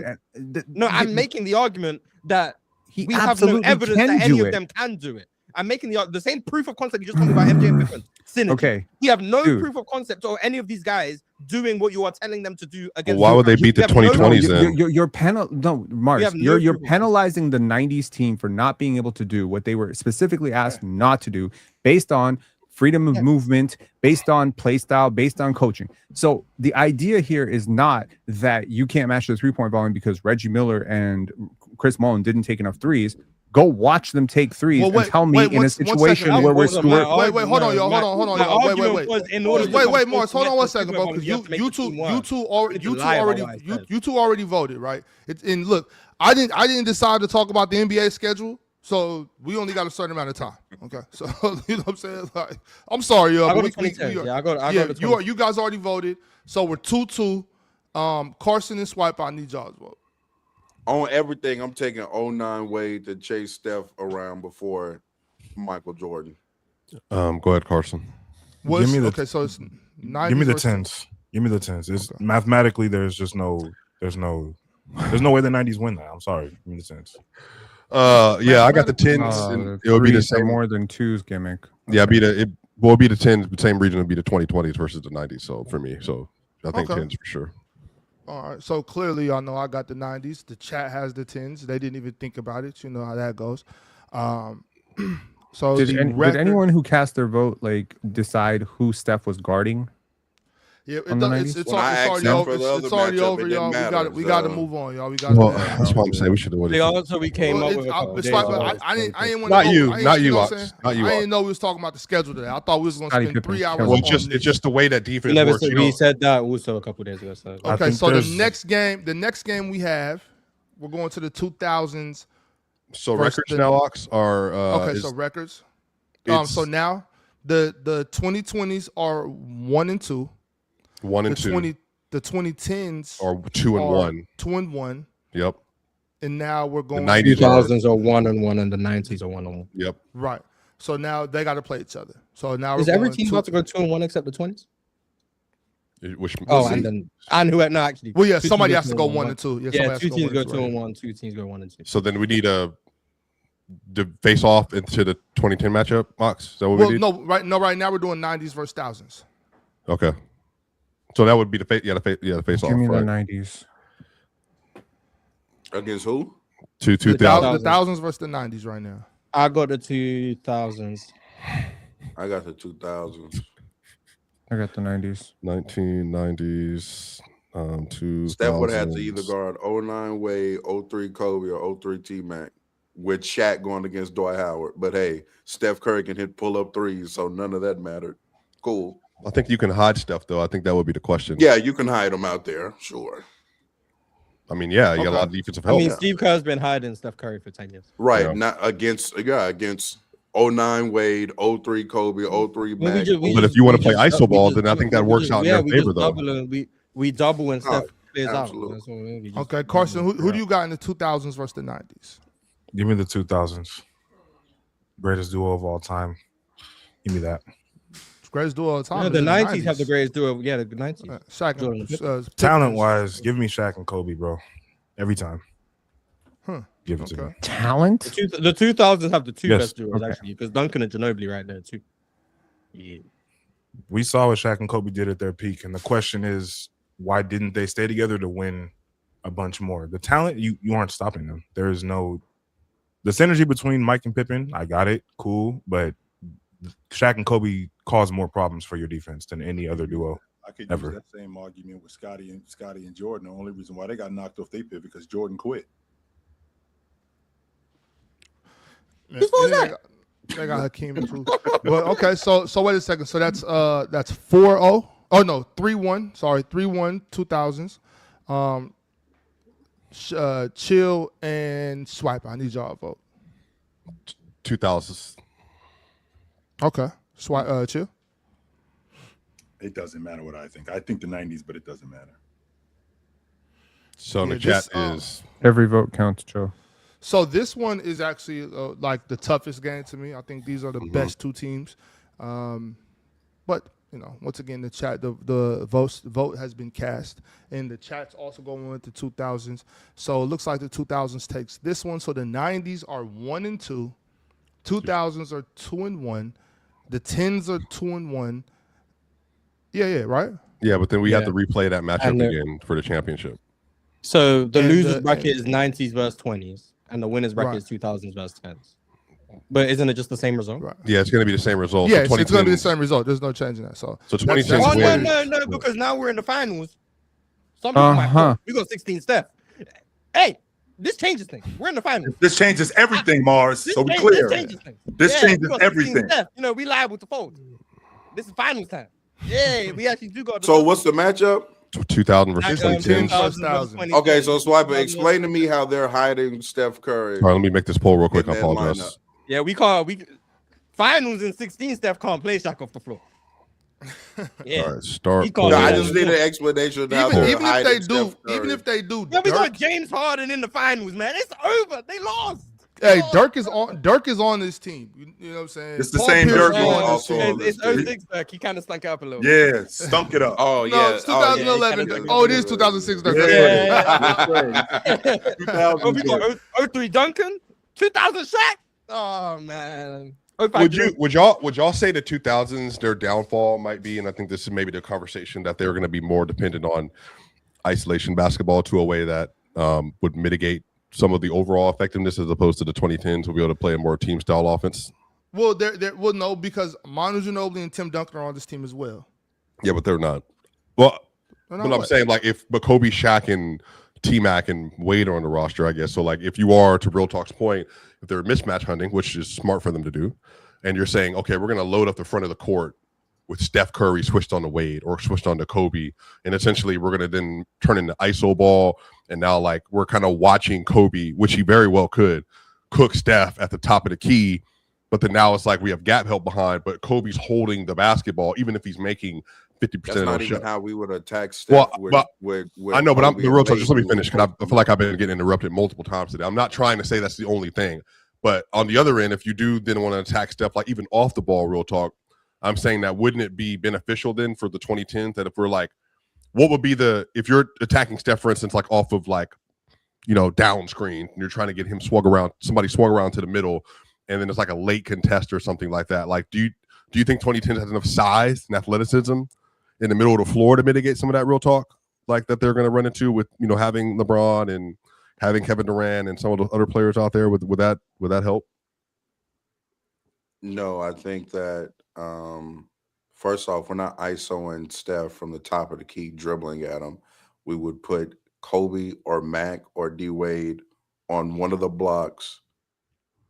He would either one of them could back them down into a very easy 2 unless you send help. Well, they have help. But isn't it easier to double with the 2000s? Yeah, it is easier to double at the baseline. I was opening up the floor for you. I'm saying if you're going to do that, then No, if they're dribbling but to me, baseline- the easier double doesn't matter when all 3 of them can make the pass. That's why I'm not really like which pass. That's why I asked you about middle of the floor defense. Could but I'm saying if Dwight Howard is helping, they all 3 can make the lob to Shaq, who's the low man. If you help from the top, I'm confident in Kobe or Mac. Who's on the floor in this matchup for you in the 2010s? 09 Wade, 03 Kobe, 03 Mac, KG, Dwight. So if I double off of KG or Wade, for instance, wherever Wade is on the floor, because this Wade could not shoot, right? And so that's the matchup, right? I'm saying I'm a double off of Wade's man, and then we're pre-rotate. So if you do get the ball to Wade, because they can't make that skip pass, now we're rotating over, right? So right, like, but now I have Dwayne Wade like. What if D-Wade just cuts? A scramble? Yeah, no, but that's what I was saying. But like, you're not going to leave it to where it's like, unless you're undisciplined. Typically, if you're running a rotate defense like that, if you're doubling off the worst shooter, typically you're playing obviously like in the middle of the lane. But then if you do cut off that, then you send somebody else to come with that man. But then now you have the corner open, because that's how the leverage works, right? Like you take away the cut, but then you give up the corner. But then that corner, if the corner is a great driver or a great corner shooter, that can mess up your offense. And then if you don't rotate correctly, real talk, to your point, you can also get binged on in that standpoint, because now you're giving up open threes or giving up a dunk baseline or whatever. You can get into multiple things. But I'm saying if LeBron, in for instance, is like, he is my weak side help defender in this scenario, and he's playing that corner / drive, do you think that would mitigate some of the off-ball opportunities that 2000s team would have in this circumstance if they're putting a Wade or Kobe in the post to back down Steph Curry, and then if they get doubled and they're throwing the ball wing or corner, but then it's like LeBron and like whoever else, Paul George, like LeBron and Paul George on the floor at the same time, and those are both for your weak side help defenders. Do you think that would be a good defensive solution, real talk, in that situation? I mean, possibly, but I still don't think. I don't think that team creates that many hard doubles and it doesn't lead to elite offense, no matter who's on the court. They're too good of basketball players for it not to. In my opinion, you think they would have a better functioning offense than the 2010s would in this same scenario? I mean, what y'all are saying is y'all would just spam Steph Curry pick and roll. I mean, that's really all I've really heard about the 2000s. It doesn't need to be pick and roll. It could be movement too. Like Steph can get his threes any which way. Well, what I'm saying is all I've heard is Steph Curry is going to dominate the other side of the court. Y'all really haven't brought up anybody else. Well, I mean, I think Braun presents matchup issues too, because you don't have the only physical like presence on the wing you have is Ron Artest. So I guess the question is, are you guys giving Ron Artest minutes to match up with Braun, or are you living with the results of Kobe for you, Wade, or Jason Kidd taking the Braun assignment? Because this was peak mismatch hunting Braun. If theoretically the whole court is mismatches physically for Braun, you're going to. I think it's tougher for you, real talk. It's tougher for you to double this team well on the perimeter, or even off that DHO little cut that they'll do off that Steph gravity thing. And if it's LeBron headed to the rim, his weak side outlet in this situation is going to be KD or PG. You know what I mean? Like, so like, I don't think you can rotate out there fast enough to take off a 6'8" or a 6'11" elite 3-point shooter, let alone like the people that we're bringing off the bench to kind of replicate some of this kind of stuff offensively. So I just think they will run into a lot of issues. But to your point, Kobe could easily have 40 points in this matchup. But I can post Steph. I can pick and roll Steph as well. Because we do anything you want to Steph. It's not so easy to mismatch. Wouldn't Steph just hedge and recover? You said what? Wouldn't Steph just? No, I'm saying Steph is guarding the ball. Whoever. So if Steph is guarding, let's say he's guarding Dwayne Wade, I'm saying I can do a Dwayne Wade and Shaq pick and roll. I'm not saying that we're the man that's guarding or the man that Steph Curry is guarding is coming to set the screen. They could just pill switch in, man. Okay, but we can still get Steph Curry involved in pick and roll. Well, I'm saying if it's so every time Steph's in pick and roll, if he just pill switches. That seems like you're also taking away the strength of your offense. You can't do that every time we try to pick and roll. Why not? Curry. I mean, it's D Wade. We just go under and pill switch. Going under on Dwayne Wade, even in 2009, was not a solution. Huh? Then look, Manu or T-Mac run the point thing. You know what I'm saying? We just do that, whatever. But I guess what I'm saying is you're so hyper focused on Steph, not you, real talk, but your offense, that I think you're taking away from the actual heart of your offense, which is Shaq. And so, I'm saying all of this. I'm saying all of this is in combination. I'm saying that number one, you can't guard Shaq with with Dwight Howard, in my opinion. And then as soon as Dwight, I think he's the best option for 2010s. Then if he gets in foul trouble and you're having to play DeMarcus, I think you're fried. I think it's Draymond. over. Respect Draymond. Yeah. Draymond told us how he gonna guard Shaq. Sure. Yeah. Once we get Dwight off the court, I think you're fried. So I think there's a heavy advantage there. And then I think there's a heavy y'all are trying to convince me of ways that Steph Curry relatively guards these three perimeter players, and I just disagree. There's too many advantages. They're bigger than him, so we can post. They're all ball handlers. The Mac and Kobe are also off ball players. Like but where does your defense start? Real talk, I guess. To not take advantage of that. But if I have LeBron on the ball, right, and I have like, at some level, it's also like LeBron, the threat of him alone from, we're talking like 28 feet out.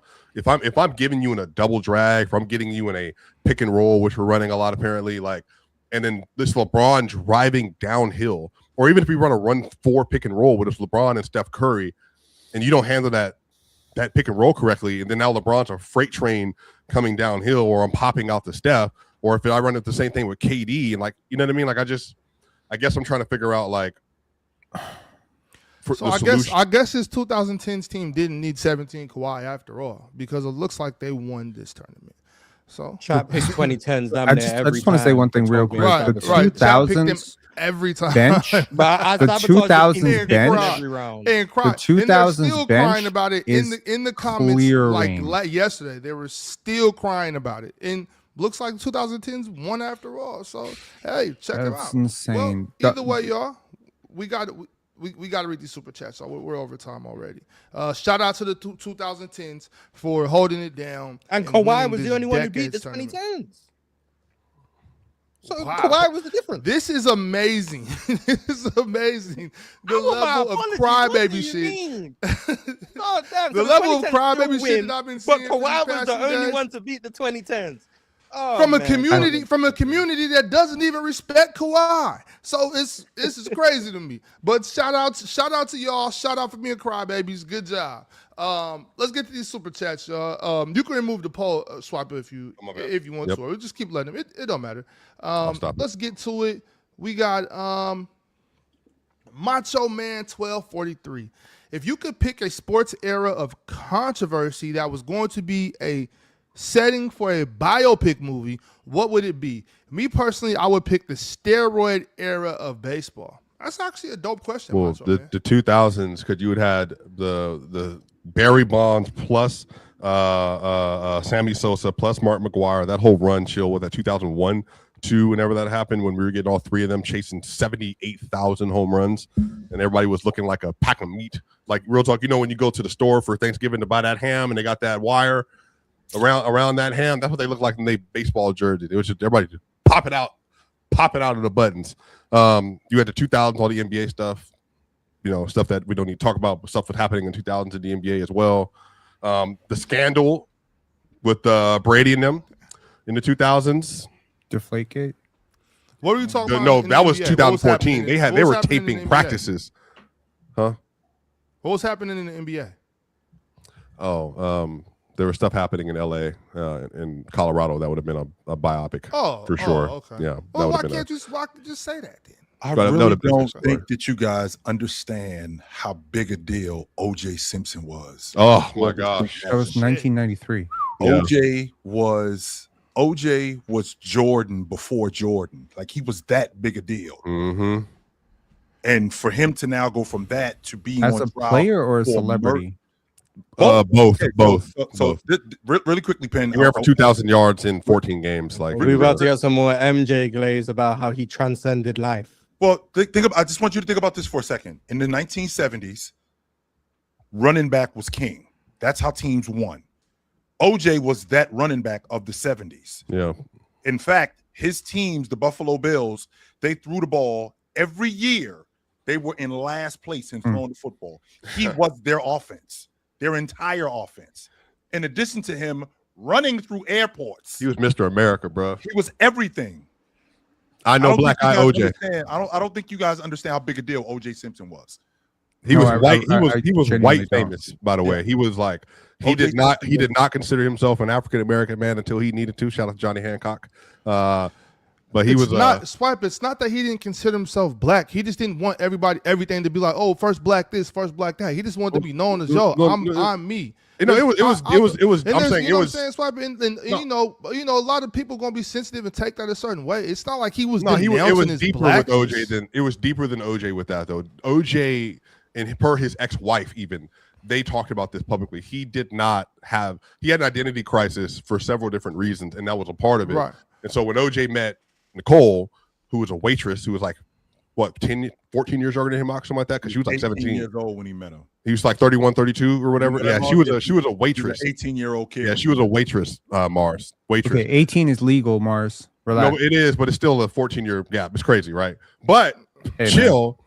I'm looking at you differently for just saying that. The ESPN documentary Chill that came out was crazy because there were 13 separate times Nicole called the police for domestic violence charges. Only one time did somebody leave a record, and that record ended up being the thing they attached later on in his. If y'all haven't seen the OJ documentary that ESPN put out, the 5-part series, one of the best pieces of television I have ever seen in my life. Chill. Yes. Incredible. Just so I'm clear, is it considered weird for a person who's 32 and a star athlete to date a girl who's 18? Is that weird in the 70s? An adult male, in yes. the 70s. Whoa, hold on. In the 70s, was it weird? It wasn't the 70s. And so we clear, Pin. He was doing it. He was doing it during the time when it really wasn't that cool for a black man to be messing with a white girl. It really wasn't that cool during that time. Pin, it wasn't that big a deal. That was Magic Johnson. It wasn't that big a deal. Now in this day and age, of course, they're gonna be like, "Oh, you groomed her," but in those days, it wasn't that big. You can't groom her if you met her when she's 18. Yes, you but groom her. But Pin, that doesn't matter. It doesn't matter. Logic goes out the window. This was, this in the 2000 back in those days, it wasn't that big a deal. Today, probably don't do that. The visceral reaction to that always gets me because then it's like, to me, just raise the age of everybody is so like disturbed. Yeah, just do that so that we don't got to have these conversations anymore. Yeah, well, the line is always going to be arbitrary. Like, well, the line is, can you go to war? That's the point. That's the point. They don't want to raise 18 to the military because then they would have to change up, what they're. So that's why if it's 21 for the military, then they would change the IDs for adult to 21. But it's just like, we want you to be able to die at 18. So like, but you can't drink though. That's why we draw the line. Can't drink it. You can't drink, but yeah, if you want to go die, go do that. You can't drink. Yeah, so BLV Titan, I think either the Magic, Hawks, or Wizards outright missed the play-in, taking the 11 seed. I'm happy Chill is all in on the Wizards. I need to say it. There are 11 great East teams. One will be out. Which team will miss? I think Orlando. I think they're going to be on the outside looking in. Great. 11 great teams. Yeah. Who's not great? I think it just means playoff caliber teams. And I would assume the not great teams would be the Bucks, the Bulls, the Nets, and Charlotte, maybe. Yeah. And the Wizards. That's a not great one. Well, no, I think he put the Wizards in the group of the good ones.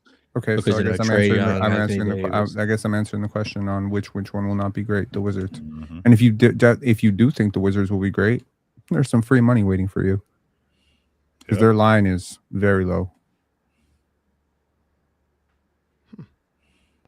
Okay, well, shout out to the Wizards and the East too.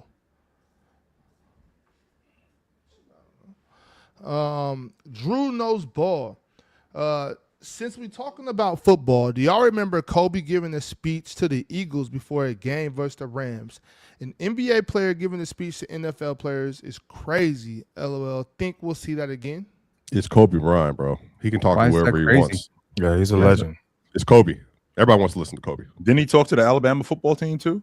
Besides, what he has to say is not specific to football. It's probably specific to mentality. Kobe made millions. This is why Kobe made millions of dollars, y'all, post-career for speaking, just like Tom Brady did. He's one of the most revered athletes of all time and well respected. So like Kobe, if the tragedy didn't happen in the 2020s, his resume right now, he had won an Oscar already because of the film he did. He was in movies. He was in entertainment. He was in business. He legit would be. I don't know if he was a billionaire when he died. He would be a billionaire by this point. 6 years later. Like He not- definitely would be. Let's not cap for billionaires, y'all, because we hate billionaires. but either way, regards to that, the biggest thing I think with Kobe would be in this space right here. A lot of these dudes wouldn't be able to get away with the shit they're getting away with. I honestly think Kobe would shut a lot of this dumb shit down that we got to listen to on these podcasts with ex-players, and it's everybody just saying anything they want to. I think Kobe would call a lot of this stuff out, you know. And what is this? What the hell is this? We got a super chat from Ron the Don. KD gonna leave the 2010s to go play with Shaq and Kobe at halftime. In that case, give me the 2000s. Also, good luck getting through you super chats. Little Lamb Ox. You're not the host. I don't need you to read the super chats. Swipe. I almost called you Swiper because that's what Swiper does. You almost call me Chill and Swiper because you're confused.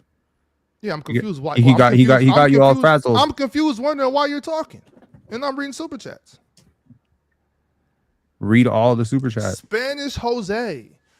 What's tougher, Jordan's 6 rings in 8 years, LeBron's 9 finals in 10 years, or Kobe's 3 straight final appearances with one of the weakest benches in finals history? Going to the NBA championship 9 times in a decade.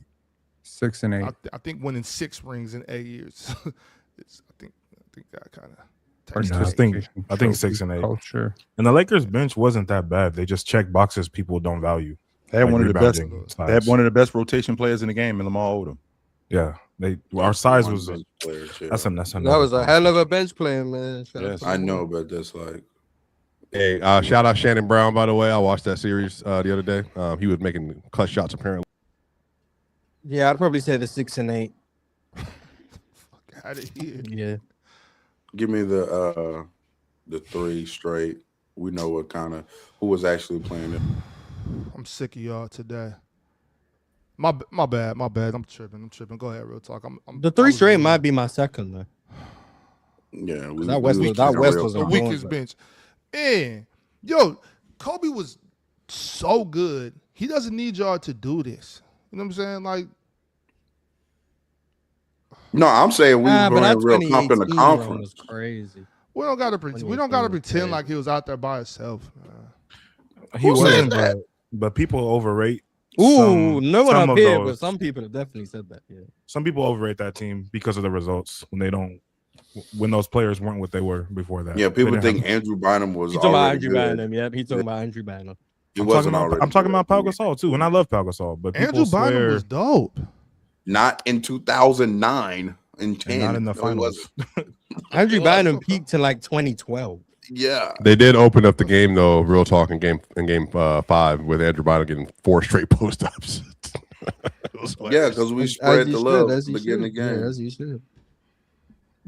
That was the 2000s, man. The Bulls used to do that with like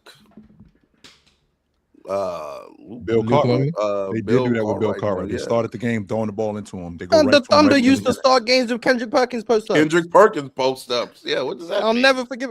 The Pistons start games with Ben Wallace post ups. Yo, chat. what If Swiper does that again, I'm ending the stream and I'm not reading any more super chats. Nobody else's super chat will get read if Swiper does that again.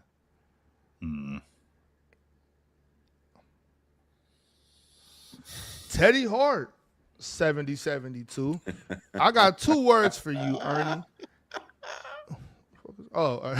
Timberwolves and Hornets, must see TV. Barkley voice. The Timberwolves might be a really fun team to watch this year. I think so. That's a definitely. callback to a Charles Barkley clip. Steve Nash and Chris Paul, yeah. Mm-hmm. The 2 Timberwolves- players who never made a team. The Timberwolves got 27 national television games. That's How many? 27? Yep. The Warriors got 28. I saw that. The Warriors and Nuggets have 28. The Thunder have 30. Everyone Philly, watched Knicks, them, man. Lakers, and God Spurs have damn. 34. Detroit has Meanwhile, we 19. got 2.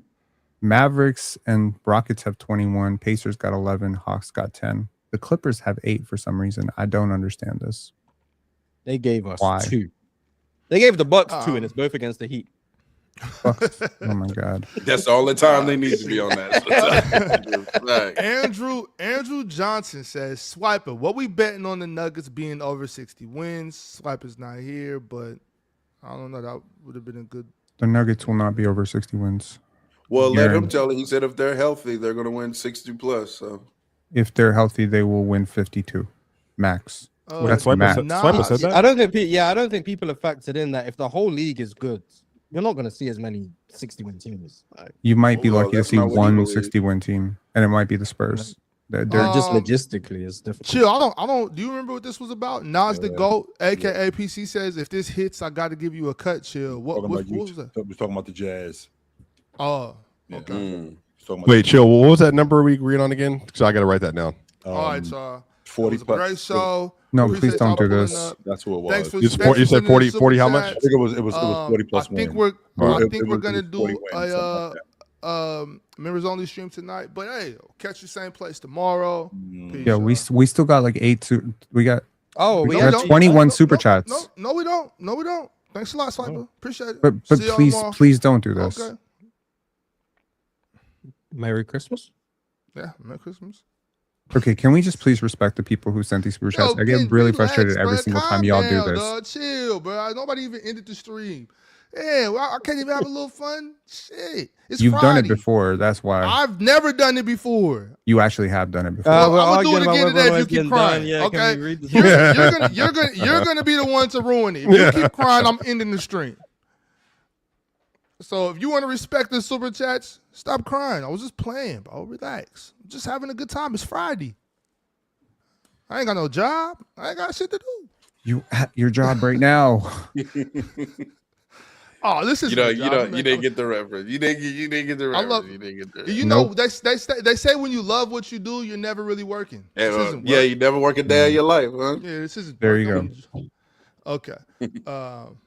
I did not do that this week, y'all. I haven't even hosted this. I haven't hosted in years. Anyway, First Sports Guru. What's the honest projection for the Raptors with Kawhi playing 65 to 70 games? I think something in the region of 52 to 57 wins. What's your guys' take? Pin, what you think, bro? 48. You are the 48, really? That's it? I'm being realistic. Yeah, 48 wins. This team has a very soft schedule to end the year. And they have a very hard schedule to start the year. They have 15 back-to-backs. Yeah, and the Raptors will load manage Kawhi for sure, just like they did the last time. It's a pretty big piece to have to integrate into your team. So, they won 46 games last year. Where will 48 put them? Probably like- top 5, top 4 in the East. But playoff time, good luck. Good luck. Good luck to whoever faces us. Okay, no doubt. We got another super chat here. Leaf Diggy, the Brim Reaper.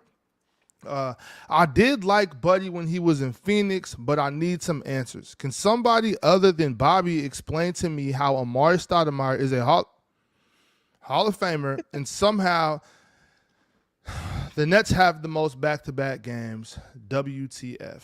Can somebody you're the explain youngest team to in the Leaf- league or close to it, so you'll be all right. Can somebody explain to Leaf how Amari Stoudemire is a Hall of Famer except for Bobby? Steve Nash. He was making all NBA teams when KG, Dirk, and Duncan existed. I mean, that's pretty impressive. You played a pretty tough era for big men, so I don't think you got enough shine. But Okay.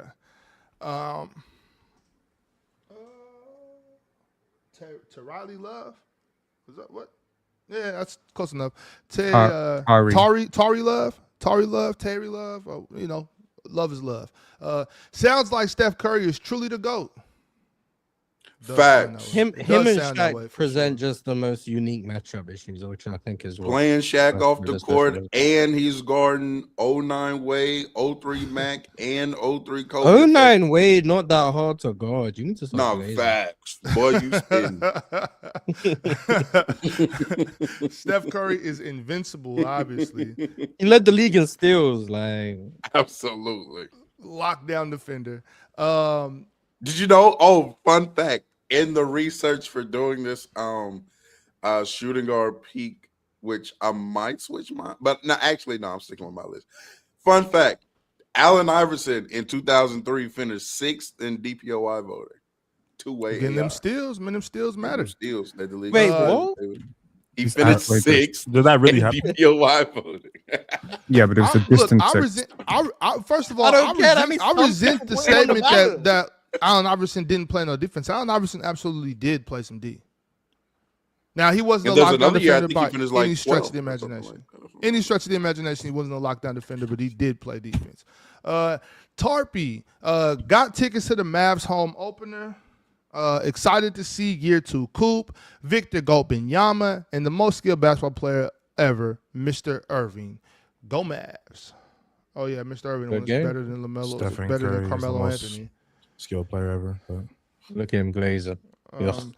Tristan 714. My Mavs got to see the alien first night. We'll be in that 8, 9, 10 seed. Coop All-Star year incoming, and Kyrie is staying all year. Shout out to Kyrie, player better than Carmelo Anthony. Oh wait, another yellow one. Hey, it's Lean. Don't know if it's been brought up, but the Pels have a top 10, 15 SO strength of schedule is insane to me, especially with us leading in 3 games in 4 days and tied for first in back-to-backs. Man, they're making it tough on them. Because you don't get to play yourselves. Allen Iverson had 29 points in the Defensive Player of the Year vote. Ben Wallace won with 531. So it was a very distant. Too close. It is too close. I agree. He was within. I thought he had like 5. 5. I was surprised to see 29. That's 29 points. That means like 10 people had him. Shout out Big Awesome. Ben. One Piece says, y'all don't think Kessler can have Chet type impact? Question mark. I've said this about Kessler. I do think this doesn't mean he's going to be this level of player, but his on-off net swing, I'm predicting is going to be like wild next year. Like we're going to be such a better team. The data board is going to be nice to Walker Kessler. Yeah. If you're a Kessler fan, you're going to be able to. Is it going to be plus 13? Is it going to be plus 13? Real talk. Probably. I ain't gonna lie. That's 09 Dwayne Wade levels. So he's gonna exactly. There you go. I heard that they were gonna actually ban data baller this season. That's just a rumor going around. I'm not sure why, but that's what I heard. I don't know. I don't know how y'all gonna make it. Real talk. Real talk. How are you gonna pretend like you know ball if you don't got data baller? What are you and Swiper gonna do? I was on here cooking before data baller even existed. No, real talk. Real talk. What are you and Swiper gonna do without data baller? How are y'all gonna pretend like y'all know hoops now? No, you know what it is, Alex? I like data baller because I get to combat the numbers people. I'm not actually that, you know what I'm saying? But since it's there, you're using their info. I'm using their logic. Exactly. But no, shout out Data Baller though. I think that's great. Did you read The Art of War Real Talk? We need that. I haven't. Okay. I should though. But I do think I kind of naturally that shit just walked right out of The Art of War. Yep. Mm-hmm. This is from what is that one? So is that one token? I take no Kobe slander. I know this is. I take no Kobe slander 24. Who are you more high on? Lakers, Wolves, Rockets, or Detroit? I would put Wolves, Lakers, Detroit, Rockets in terms of better regular season. Are we assuming Jalen Duren's back in Detroit just for the sake of the conversation? Yeah, I'm pretty sure, but he's not happy.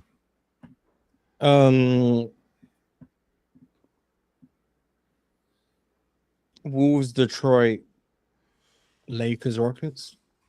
Oh, I don't know. I think the Rockets might be good this year. I don't know. Fire. I do think the Wolves are going to be really good. Oh, my bad. No, you got it. I do too. I think they should get Jonathan Kuminga too.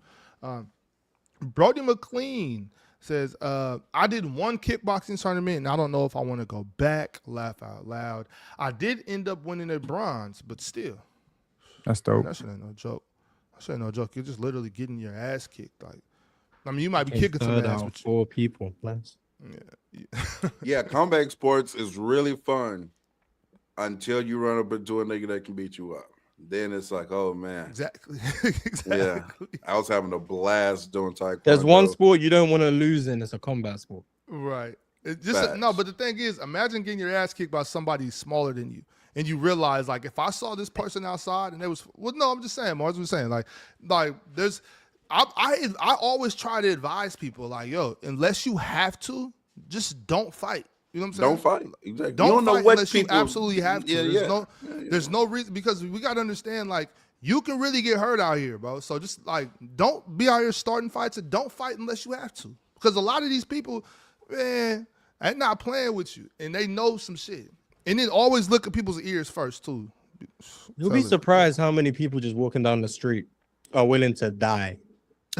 Just on that random day, they just willing to die. Like, no, just leave people alone, man. No, but Mars, but it's like subconscious though. Like, they don't even realize how ready they are to die. They just spaz out, like, oh, fuck it, kill me. Like, yeah, like, just leave people it's alone. Not even. It's not a willing to die. It's just a will to not lose. And then on top of that, but in a street fight, I ain't fighting fair. I'm picking up some. Shit, you better pick up a rock and do something. Yeah, it's live or die outside. No way. You ain't got no goddamn. I'm just accepting my fate. It's over. More, especially because look, if you getting whooped bad enough, like, unless it's like some liberal white girl outside, nobody's breaking that shit up. Like, they're gonna watch you get stomped out, all types of shit. They're gonna get your ass kicked. You don't break up fights? Nah. People will see. I break up fights. If it's like a once it gets bad even. Yeah, but once a nigga on the ground and a nigga kind of, out of there, I done seen people let you get stomped. I mean, no. So, no, Penn, I said that pretty quick. Typically, no, I'm not breaking up fights. Like, but it also I'll break up depends an on where I'm unfair at. fight. I'll break up an unfair fight. If a fight is unfair, I will break it up. If it's one of the 3 things on where, 1, like, bro, I'm jumping in. if I don't know you, 3 on 1? 3 on 1, I'm turning the other way. What did you do to them? You know what I'm saying? I don't know what they did to him, but I've definitely seen I've seen friends of mine get jumped like that, well, like outside of a bar or something like that. I'm not gonna let one of y'all get jumped 3 on 1. But if I'm not involved in this, bro, it doesn't got nothing to do with me. So there are certain situations where I do feel like, okay, you got to protect people, but there are also situations where it's like, bro, I'm not getting involved in that shit. You know what I'm saying? Okay, I'll give you a situation. You see a 14 or 15-year-old you never met, and they're getting their ass kicked by a 30-year-old. And that's different. But that's one of those situations. That's one of those. That's one of those situations where, yes, that person needs protection, and I feel obligated to make sure that I help that person. But a lot of times, 15-year-old Mike Tyson. I mean, shit, he got it. Yeah, you got to realize, Ox is somebody who, like, people in. Ox just gonna raise his voice a little bit. He might. No, but it's like people find Ox intimidating, or even sometimes, like, Carson probably has gotten this a little bit. I know exactly. I've been an LP sometimes, or even like my size a little bit has like where people find you intimidating. That means they're willing to go immediately to level 10. Absolutely. You know what I'm saying? Absolutely. Ox tries to go over there and be like, hey, y'all need to. Ox getting shot because they know they can't fight Ox. You know what I'm saying? No, I'm not trying to put that knock on wood, right. But you know what I'm saying? Like it escalates. That's a fair point. I never thought of it Penn, that way. I tell people a lot of times, Penn, this is one thing. A lot of people are like, oh, I would never mess with you. Okay, wait till you're outside and people got a couple drinks in them. I'm the target, bro. I'm the target. It's those crazy frat boys. They like, oh look, oh what's up, man? Like, bro, that's not how you want to end your night. I'll beat your ass, but they don't understand that. You know what I'm saying? So it's just like everybody wants to fight the big guy once they get a couple shots in them, and that shit's annoying, bro. It's really annoying. Honestly, really annoying. The average male in America is about 5'10" and a half. So you almost a foot taller than the average person in America. I'm gonna tell you this. I was gonna tell you this yesterday. I was at the grocery store.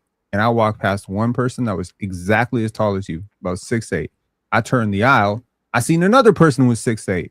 I was like, what? And they were behind a person who was also 6'8". I was like, yo, tall people out there. Like, what the fuck is happening here? I have not seen 3 6'8" people in a random setting that close together other than the basketball game in my life. It's weird. Yeah. But yes, if those three people jumped into a fight, they're getting shot. I get it. Yeah, I mean, either way, I'm not really outside worrying about getting shot. You know what I'm saying? But at the same time, I am outside minding my business, though. You know. So, Brian Cook, you make me want to go back and watch '09 Wade. Real talk. Only thing stopping me was his flopping. He could have been an actor. Go watch it, man. It's a hell of a player. Hell of a player. I've seen you, listen, man. You ain't give Wade enough love. It's cool though. Other people gonna stand up for what's right. Macho Man sent the member chat. Wait, You've been a way member up for on my list. What are you talking about? Third. Macho Man wants to know, who's been a member for 19 months, by the way. Who was y'all's favorite MLB player? Shohei Ohtani, Yoshinobu Yamamoto. I'm a Dodger fan, so I also like. When I was playing, I only know like 5. when I was playing baseball, which I was a kid, it was Alex Rodriguez. Ichiro. Babe Ruth. Ichiro was my favorite a while back, a long time ago. When I started actually going to more baseball games, when I was living in the Dallas-Fort Worth area, my favorite player was Joey Gatto. But then I kind of started, I don't know. I like certain players. Aaron Judge, of course, Yankees, but I don't know. Penn, do you have a favorite MLB player? Ken Griffey Jr. Shout out Ken Griffey. DSG Piccolo has been a member for 36 whole months, man. That's fire. DSG Piccolo said, look forward to Ja back in Memphis. Nice. Baseball should also be a sport where they allow steroids. I wholeheartedly believe that. Just FYI, just throw that in there. Yeah, I don't have a problem with that either. That was such a good time in baseball. It was a great time. Bro, I don't understand why they banned bro. it. We used to be in school and our teachers were talking about the home run race. Like we used to talk about that in class. It was a part of the curriculum. Bring steroids back. Make steroids great again. Great again. Daniel Slim 22. I don't know if this is a hot take, but Jalen Williams is a better passer than Hartenstein in OKC. Oh, the big? Oh yeah. Well, I don't know. J-Wo. Oh, I don't think that's a hot take, no. That's fair. Okay. HLLSG has been a member for 29 months. Bulls fan here. I know the East is tough this year, but I think we can steal a playing spot. What y'all think? No. I doubt Norman it. But Powell. if everything goes right, they could be a high-powered offense if everything goes right. Sure. By high-powered, I mean they score a lot of points, not necessarily efficiently, but they score a lot of points. I like the Bulls. They add the young fella. They add Norman Powell. They add Nick Claxton. There's what a lot of athleticism on that team. Yeah, so much, and they got like a real floor general to like tie it all together in Josh Giddey. They could be this year's. I mean, I'm not really putting this on them, but they could be very much like Charlotte was last year. Yeah, it wouldn't surprise me, but the East got better, so it's like, yeah. they? I would say no, but it could have. Like they And have Nick the talent Claxton plus Jalen Smith, like they got a pretty competent center rotation there with like two guys who kind of fit together. And I thought when they drafted Montes Buzelis that they were trying to mimic a little bit of what the Indiana Pacers did a few years ago when they made a finals run. And I actually think Caleb Wilson just drives that into overdrive. Like there's a legitimate way that this team could win like 41 games and shock the whole world. I think they should definitely win 40 games. This Bulls team is going to be good, bro. But D Tucker 285 has been a member for 18 months. I think the 10's big three fits better than any other. I mean, probably. He's a 10's big three. KD, Steph, and Bron. Bron. I mean, I think the 2010's big 10 fits better than everybody. You know what I'm saying? Like, The 2010 team is not 2010. Sorry, 2000s team is clearly the best team. Okay, he kicked himself, or maybe lost No, an that air. was definitely. I saw Ron in the chat a little bit ago. So Okay, got you. My bad, y'all. Then when I was saying that, got kicked off. We only got a couple left, y'all. Thunder up 404 said, "Chill, you freaked out, OG." 30 minutes, nigga. Yeah, all right. Shit. 30 minutes is a long time.